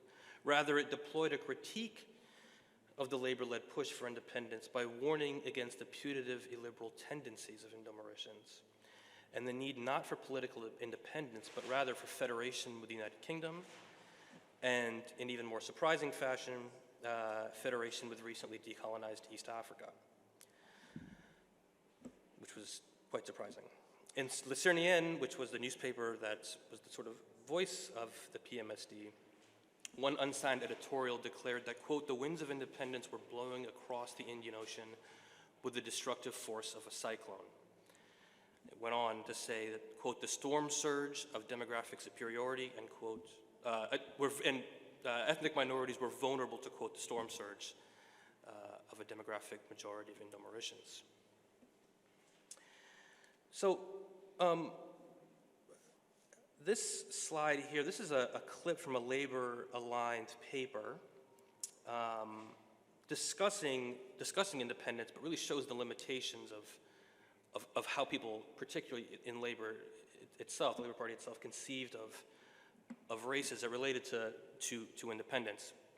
You know, there's a lot going on here, but yeah, basically there's a sense here of a racial hierarchy. Despite this is the sort of language of the Labor Party expressing the need for independence and expressing the need for a sort of Mauritian take on political independence.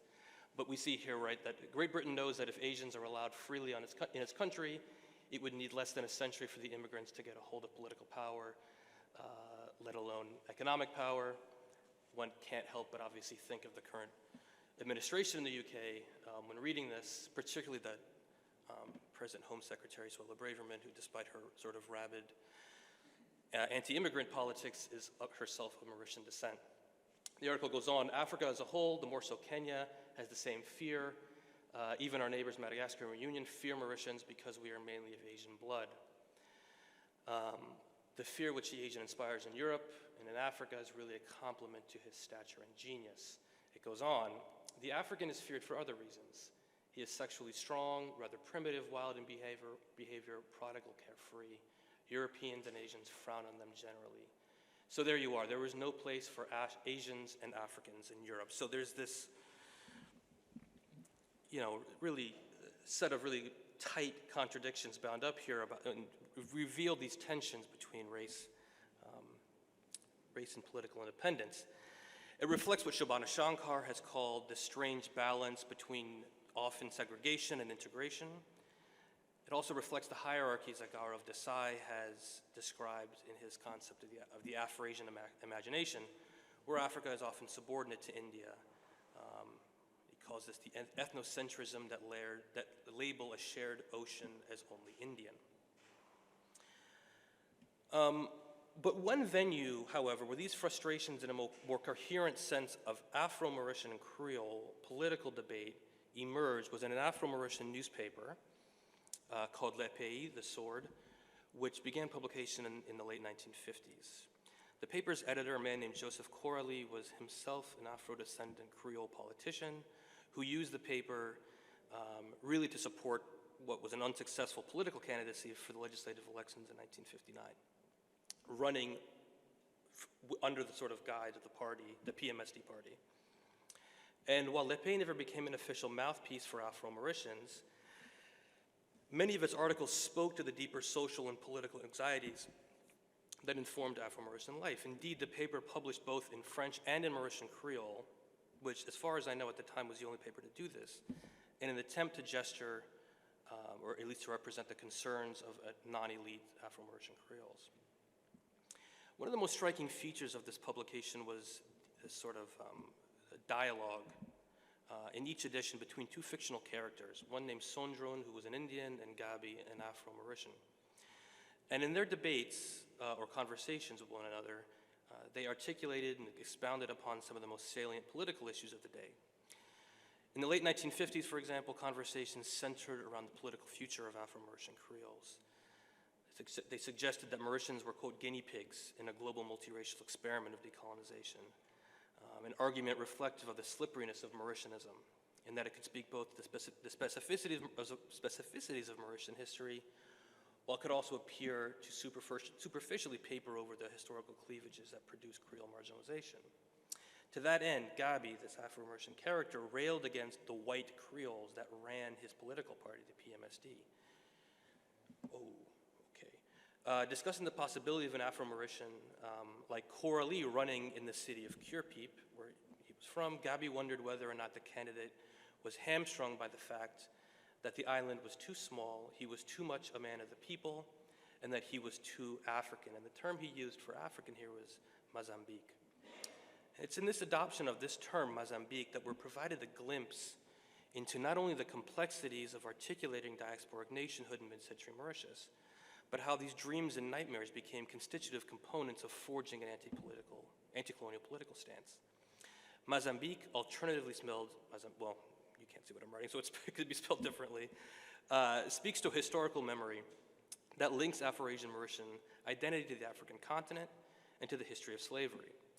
In his authoritative dictionary of Mauritian Creole, Vinesh Hukuimsing defines Mozambique as, quote, a derogatory term for Mauritians of African descent, but he also goes on to note that Mozambique is phonetically distinct from the country Mozambique, although the two words are no doubt cognate. He goes on to situate the word and its etymological relatives within the relative fluidity of the broader historical linguistic landscape of the Southwest Indian Ocean. I have that here. I'm going to skip this a little bit, but this is meant to show this sort of slipperiness between the term Mozambique as both a marker of race and sort of space within the Indian Ocean. Okay. Mozambique does not stand alone in the Creole lexicon for its polysemiousness, however. The term nation, nation, is also marked by a definitional flexibility.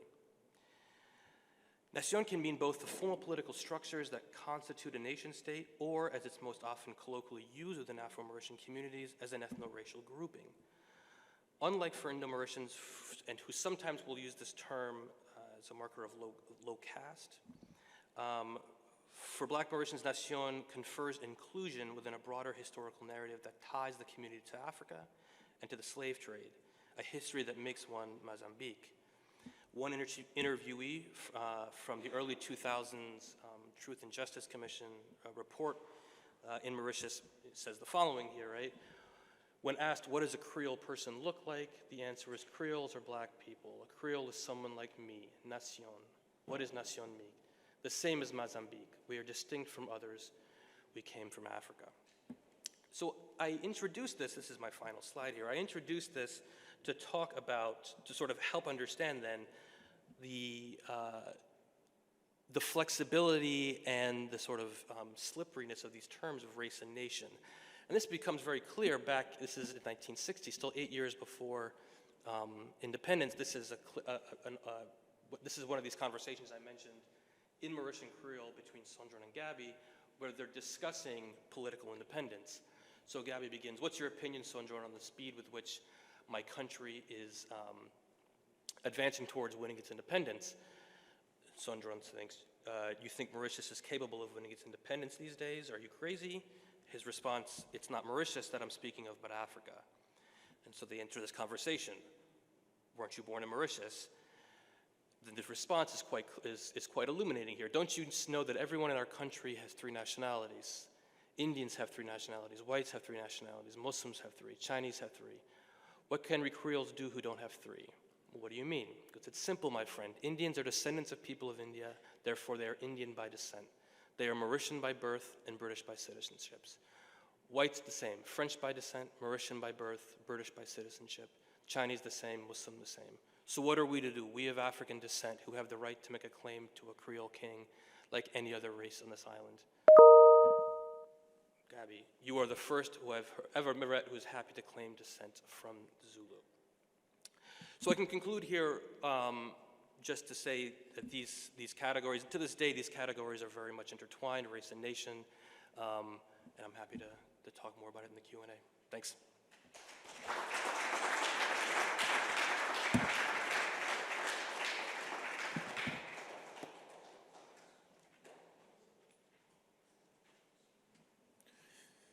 Thank you, Professor Robert. I'd like now to invite the discussant for this panel, Professor Kweupe Parsons at Georgetown University in Washington. Please, Professor. I realize I am standing between you and all the good things at the end of the day. So I'm going to break with tradition, just not thank, I'm kidding. I'm going to do a lot of thanks, but very quickly, and I am keeping an eye on the time, but huge thanks to the Institute and to Satan and Sarah and Salah especially. And I want to echo what Sandra Richards said yesterday. She's still here? All right, so about the Teju Olanian Scholarship. I am a professor of English, and it's quite moving to see this fellowship. I didn't know him, I met him a couple of times, but Teju was one of a sort of now disappearing generation of Africanist scholars who also were obsessed with, in good ways, and excited by Irish literature of the 20th century, in the early 20th century. He and passed away just before him, my former colleague, Harry Garuba, two extraordinary West African writers who had a real affinity for Irish literature. So it was great to see Teju's face here and know about this, this fellowship. I also want to thank, obviously, the conveners, Jeremy, there you are, and my colleagues, Rogaya and Uday. It is great to have colleagues in Doha, and it has been a good collaboration so far. It's good to be here. This is impressive. There's a lot of work goes into this. I understand that. I think we all know that. We feel welcomed. I want to back up what Dale said earlier. Dale, there you are. We feel welcomed. We are excited to be here in person. So thanks very much. And of course, good luck to Jeremy and Rogaya with the journal. Finally, though, thanks to our panelists this afternoon. This has been a mammoth session. And I have a very unenviable job, do not envy me, of trying to sum up 5 excellent papers across disciplines. I'll be responding from my own discipline, literature, to a variety of papers. So, and this panel, I think, approached a more contemporary history, or at least a history of things that are closer to us in time than what we've seen so far over yesterday and today. Moving from Stéphane's 12th century all the way up to contemporary WhatsApp conversations. So we quite dizzyingly moved up to our contemporary moment, hot off the digital presses. Gary, Dale, and Rob's work all touches on the multifaceted sovereignties of the Indian Ocean in their local, their subnational, sub-regional, super-regional, supranational forms. And we heard from them a series of vignettes about types and varieties of sovereignties scaled on top of each other, sovereignties that slip, that trip, that fold on top of each other according to time, place, occasion, audience, and a whole lot more. These were each in their own way master classes in trying to capture a wide array of expressions and subjective experiences of sovereignty in the sort of late 20th century Indian Ocean.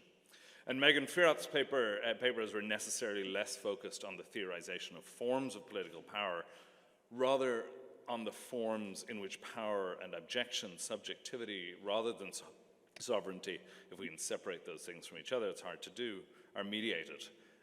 And offered us this sort of, I was glad that Firat reminded us of Meg Samuel's term of amphibian aesthetics, and reminded us of the sort of the slipperiness of those particular forms. So I'll go in order, and I'll try to do it pretty quickly. I have a couple of questions. I've a million questions, but I won't bore either our panelists or you with all of those, so I'll try to do it in order fairly quickly. Firat,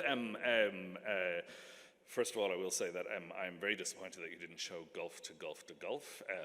We would have appreciated a little bit of a show, but you know, as you pointed out, we don't know what the Gulfs are. I was thinking of a long time ago, I went to a theater in New York, and Ian McKellen was on stage and he was talking about playing Macbeth. There's a famous line in Macbeth, tomorrow and tomorrow and tomorrow. And I just butchered it on purpose there because McKellen says, that's not how you say it, it's tomorrow and tomorrow and tomorrow. And the emphasis is on the repetition of it. And it's like Gulf to Gulf to Gulf, that constant movement, that constant sort of repetition of that movement itself. Anyway, that was just my disappointment at you not showing us a clip. Yeah.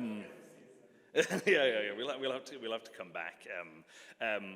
One of the sort of questions I had for you is that you make this argument that the narrative and the formal features of film and of the moving image archive offer us a key, I think you say, resource for understanding this sort of circular archipelagic or archipelagic mobile logic of the Indian Ocean world. And I guess I sort of wanted to ask a little bit more about that, and it comes in part from Meg's paper, is could you talk a little bit more about how that moving image, besides merely it being a sort of a slice of movement, projected on celluloid or put on celluloid and moved out, but how it's actually film aesthetics that capture something particular about circularity or the elegiac form of the archipelago, right? And so I'm going to ask you another question here about, in a way, sort of pushing on this question of archipelago that you raised. So one of it is just the sort of the form itself, right? So how is it not a novel? How is it not poetry? Well, how is it that the sort of the moving image form has a particular ability to capture the sort of the elegiac forms of the archipelago?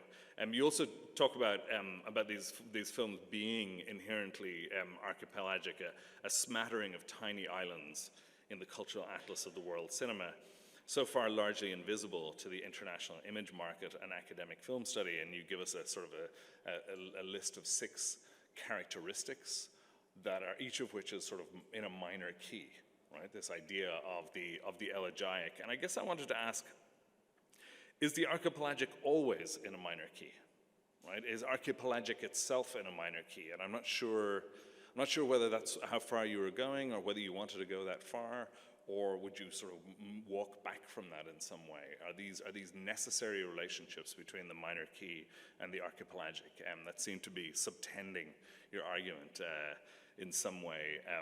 You ended, and this is my last question for you, I promise.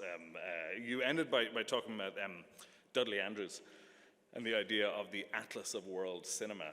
And this sort of brings me to Meg's presentation, because that sort of pulled me back a little bit, and I thought, is that necessarily the horizon of expectation of the auteurs, of the audience, or of the films itself? I mean, is that the sort of the end point?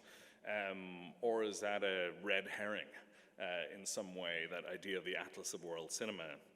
Should it be our horizon of expectation?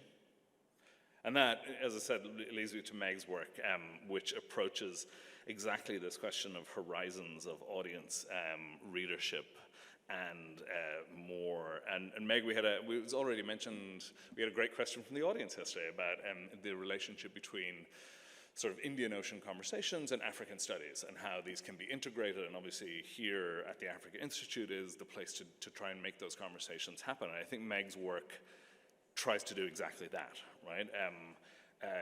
It doesn't, you know, how can we articulate Indian Ocean studies with African studies? And there are quite a few, I think, explicit moments in the panel today, and also Rob's work as well, thinking about the relations between the sort of Afro-Asian relations and Mauritius in particular. But I think none more so than Meg's fresh and provocative reading of the weaving of the world literature legible Anglophone works of Yvonne War and Abdulrazak Gurna into the contemporary cultural scene of the Swahili coast. And when I read The Dragonfly Sea, I too wondered about its reception in the Lamu archipelago, and I liked the way that you offered a sort of a qualitative answer to that rather than a quantitative answer, because I think, you know, in part also it's a recent novel.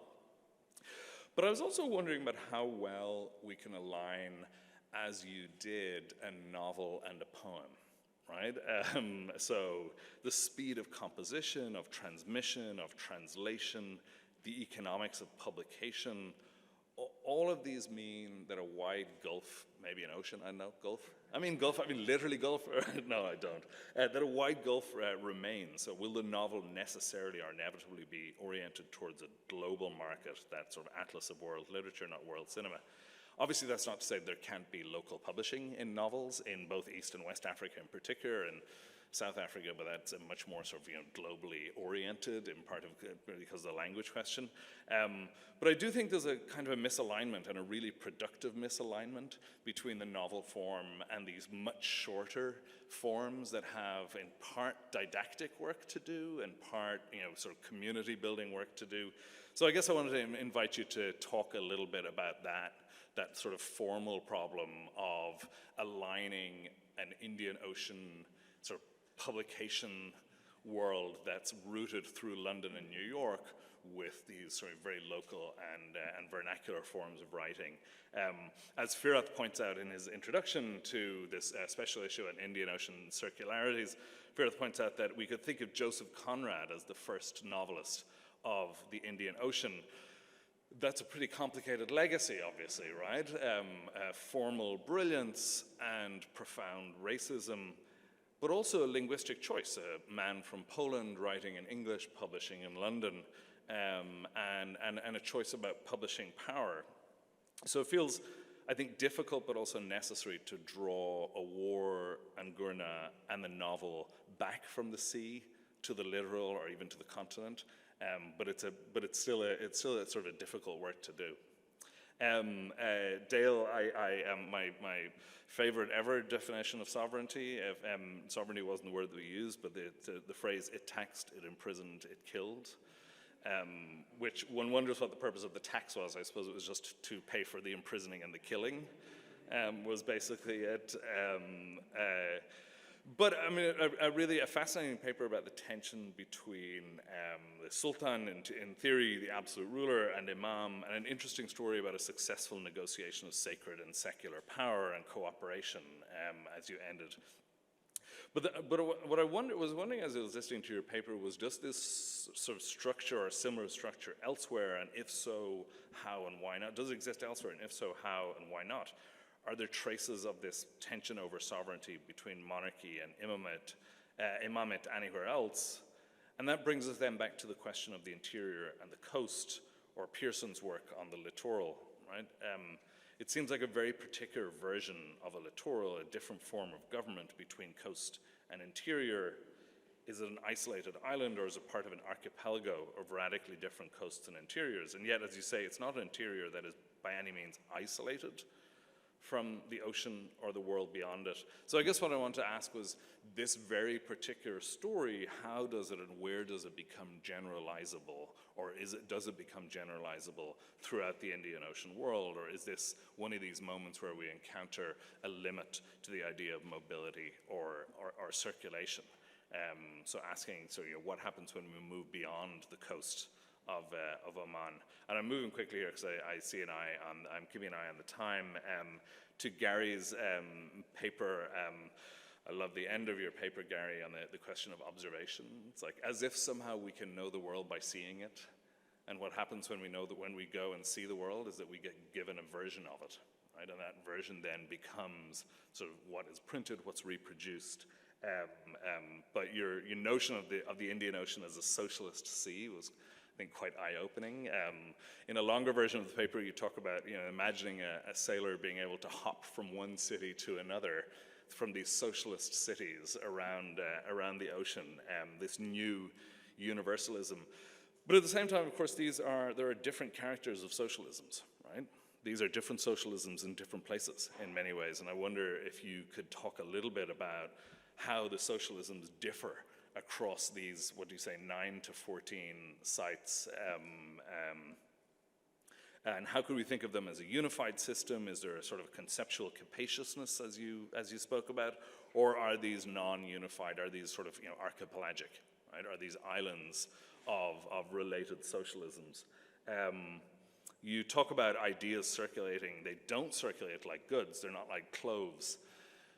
But I also didn't know quite how you said they do circulate or whether they circulate. So I kind of wanted to hear a little bit more about that. I'm throwing questions at them, but if they weren't so interesting. Anyway, I'll just end on this one, Gary. I was really struck by that. The idea of the circulation of misinformation, right? Of the false and forced solidarities between China and Zanzibar that are being put together in Kweupe, right?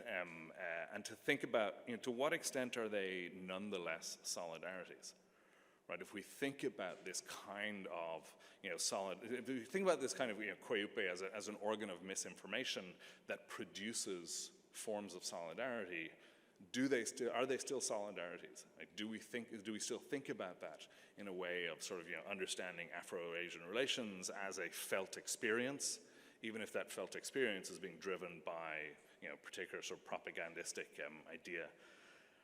Rob, finally, connecting Gary and Rob's papers are, of course, newspapers, right?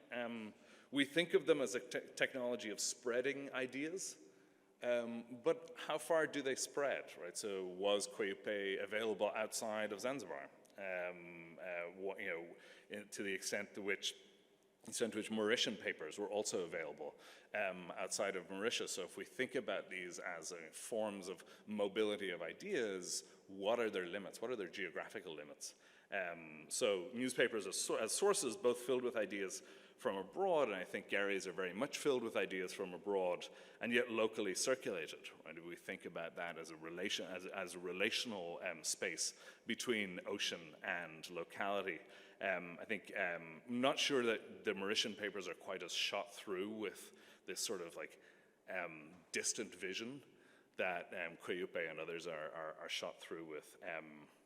But I was also really interested in the motivation of political narratives. So Mauritianisme as this sort of really fungible idea, the Afro-Asian détente, not again to use that term as solidarity, but as expedience, right? As you talk about the way that Afro-Asianism and Mauritianisme was spoken about on both sides to mean very different things. It's like a reach of aspirational language and its limits, almost like the creolization of the idea of Afro-Asianism on Mauritius, which of course, as you said, did not send a delegation to Bandung.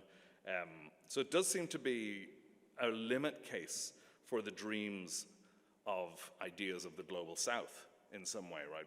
And it sort of goes back to the question I was asking Gary, is that when these become the sort of, fungible, the motivation of fungible ideas of solidarity, then at what point do we understand these as being failed mobilities of ideas?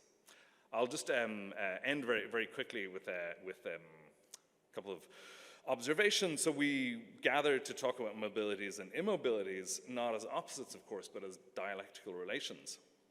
And we hear so much about mobilities and circulations in the Indian Ocean, but what do immobilities and the way that each of these papers has actually spoken about immobilities of ideas, what does it help us think about? And I'm thinking about Burkhart's discussion this morning of jumping rather than circulating. about these sort of, erupting, disrupting moments that are connected and yet disconnected from each other. And I want to maybe give Firat an answer and think about a different archipelagic method, right? A method that, and I don't just mean an intention to island spaces, it's not spatial at all, except insofar as it's yet another, again thinking of Burckhardt, it's yet another metaphor. We'll just throw one out here. But a metaphor on method that pays attention to the disconnections over connections that can sometimes leave behind the work of tracing physical connections and dwell on the comparative method, dwell on relations between incompatible objects. And Natalie Mielis, literary theorist, has brilliantly theorized about the comparison of incompatibilities and the work that that sort of allows and also forces the critic to do, and the position of the critic.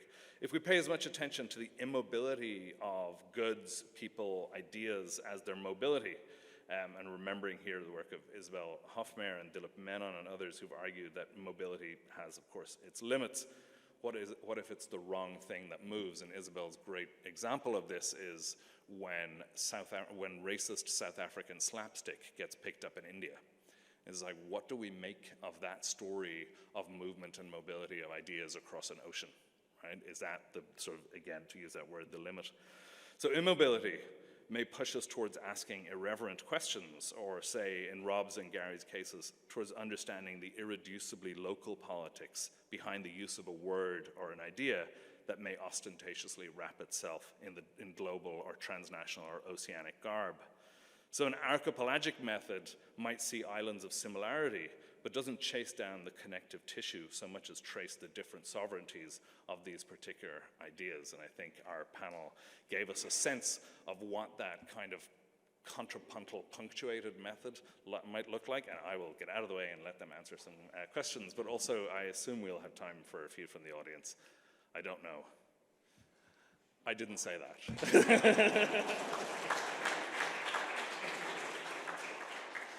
Thanks very much. On that point, in fact, we are running a bit behind schedule. We have a wonderful performance at 5 o'clock, and we will all make our way over to the Africa Hall. Satan will give us some more details on that. Unfortunately, this is the last time we'll all be together here, at least for now, at least in the context of this conference.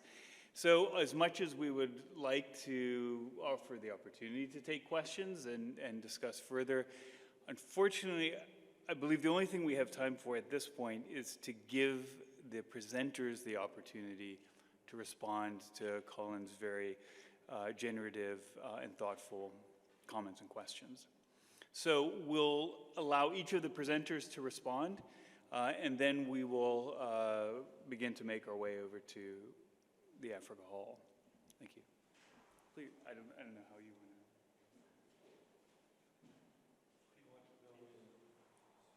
to. In whatever order you choose. Okay. In the interests of expediency, this end will begin and be brief. The question you pose, sorry, I have vision issues. It's not you. Thank you very much for the help. Okay, the question you pose is a very good one because you're posing what I was posing when I was a discussant. How do you, okay, you present a case study. How does this help us understand events in the Indian Ocean? And my response, without being facetious about it, would be to say, you change the question because there is only one 20th century theocracy. If we do what was not done for Oman for many years and not just look at texts often from another time and place and stop with that, you're not going to get very far. But as you posed the question, I thought, okay, let me do a tour of different places. And I thought of the two Yemens. You had an imamate in the Yemen, which I'm not going to compare here. And you could say certain things about its rise and then its fall, where the Imam's family remains respected, but mostly in exile. Yet there have been certain bad weather, as everybody is aware, in the Yemen. But what I would look at there to begin, and I'd look at the People's Democratic Republic of Yemen, the former country, where you'd see the limits of how you change things, because the PIDRI, as some people would call them, would say, we've abolished, very much like we heard in a paper here on this panel, we've abolished religion. We're a good atheist country, we're really successful at it, but yet you could look at such popular publications like the PIDRI Armed Forces magazine to show what they're doing with training people. And while they're saying, here's everybody doing this and that, eating during Ramadan, you'll notice that in every cubicle for the soldiers at the military academy, they've got a prayer rug draped over the barriers, the dividers between the different things, which would suggest either that they wrap themselves in prayer rugs when they go to bed, or maybe they're using it to pray. So you deny, which is easy to do, things, and as you pointed out, of visits to China, you'd look at the Great Leap Forward and say, boy, this is wonderful, everybody's well-fed and well-educated and everything, and you go on. But what you would do for a question, and then I stop, is to say, what are the patterns of religiosity when people say, as happened in many parts of the area, when you're going beyond issues of religion? Then you have something you can start comparing and do it. And this is what comparison involves. Comparison is not juxtaposing, but you look at some common thread in which you can say what's happened here, what's happened there. And there's a lot of people in the area just living their lives in the Indian Ocean who are doing the same thing if they're reflective about what they do. I gotta stop. Thank you, Colin. Indeed, very generative questions, and I promise that I will continue to think through them even later. To start with I think it was the third question, is the belonging to the atlas of world cinema, the horizon of expectation? Absolutely not. Though kind of the reality is that from what I have seen so far in terms of the film portfolio I've been looking at, there is still a significant dependency on funding from various Euro cinema institutions, and pretty much constrained to the global film festival circuit, right? But yeah, I think the horizon of expectation is definitely cannot be, like being confined to the current global festival circuit logics, right? Is the elegiac the minor? Does it always have to be that? That's a great question. I would want to say no, it doesn't have to be like that. Of course, there is a strong, emission of that, right? But perhaps we could also think about that in not only as a kind of victimized minor position or as such, but something like along the lines of minor transnational, Creole cosmopolitan, even since you invoked Irish literature, for me the greatest sort of example of thinking about a certain minor cognitive mapping is Joyce's Stephen, right? like belonging to Dublin, to Ireland, to that concentric sense of being in the world. So I think these elements certainly appear. And, you know, it's interesting if we would think about the minor as a musical term. One of the slides that I skipped used the word contrapuntal, which you invoked. That also complicates, perhaps, gives us certain ways of thinking about the notion, just the notion of elegiac minority voice or sensibility, right? And finally, what is in the formal capacities or affordances of the moving image for the Indian Ocean. I think the quickest answer that I could give is that there is, in a way, the form enters into a productive mimetic relationship with the various movements, connections, disconnections, and so on that we have been sort of trying to cover over these 2 days, right?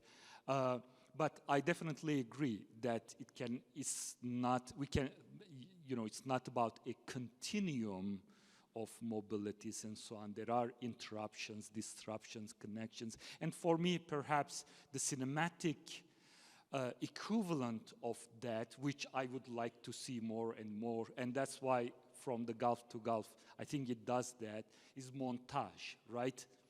That, but I'll stop here for the moment. Thanks. Yeah, those are 3 great questions, and we could spend a lot of time discussing them, but for the sake of time, I'll just tackle 1 or 2. First of all, you ask a great question, were these relationships, these solidarities real and authentic, or just, a farce because the Chinese hid away the truths of the Great Leap Forward and the many millions who died as a result of that, and yet still set themselves up as a model to be emulated? And the short answer is yes, we can see that. There were genuine, warm relationships between Karume, officials of the Zanzibari regime, and the Chinese who came over as advisors and experts who were working in agriculture. They were digging wells. They were sharing the same living conditions of the locals, and that way kind of endeared themselves to not just Karume, who loved the low cost of these projects, but also to many local people who were impressed by their efforts. And because of this, the Chinese were able to displace the East Germans and the Soviets both as the premier patron power of Zanzibar by the end of the 1960s. So we can ask a what-if question. If Karume had known about the disasters of collectivization, well, the good news is that the Zanzibaris wisely chose not to try and collectivize. They rhetorically kept pushing collectivization for years and years, but held back from forced collectivization. So one other question that you ask I'll touch upon briefly is, how do these ideas circulate? That's a great question I've been asking myself. And for all the different settings and societies, there are different answers to that question. I mean, if you look at Burma in the interwar period, it began with the translation of Marxist texts into the local language, and students at the University of Rangoon setting up reading groups and reading Marxist texts, and then discovering a kind of a parallel set of ethics between socialism and Buddhism, which is actually contrasts often with the experience like in Mozambique, where you have Samora Machel seeing socialism as an antidote to traditional beliefs that he wants to many of them just eradicate. Anyway, but in Somalia, I'll give just a couple more examples. In Somalia, socialism began through the exchanges of Somali military officers going off to Moscow for training, and they came back. And in Zanzibar, it was students who went off to Cuba, China, Eastern Europe, London. So we can speak of these hubs, basically. I would say Cairo was one, London, Moscow, Beijing, Havana. So I'll just leave it there, but it's a fascinating set of questions. Thank you. Thank you for your questions.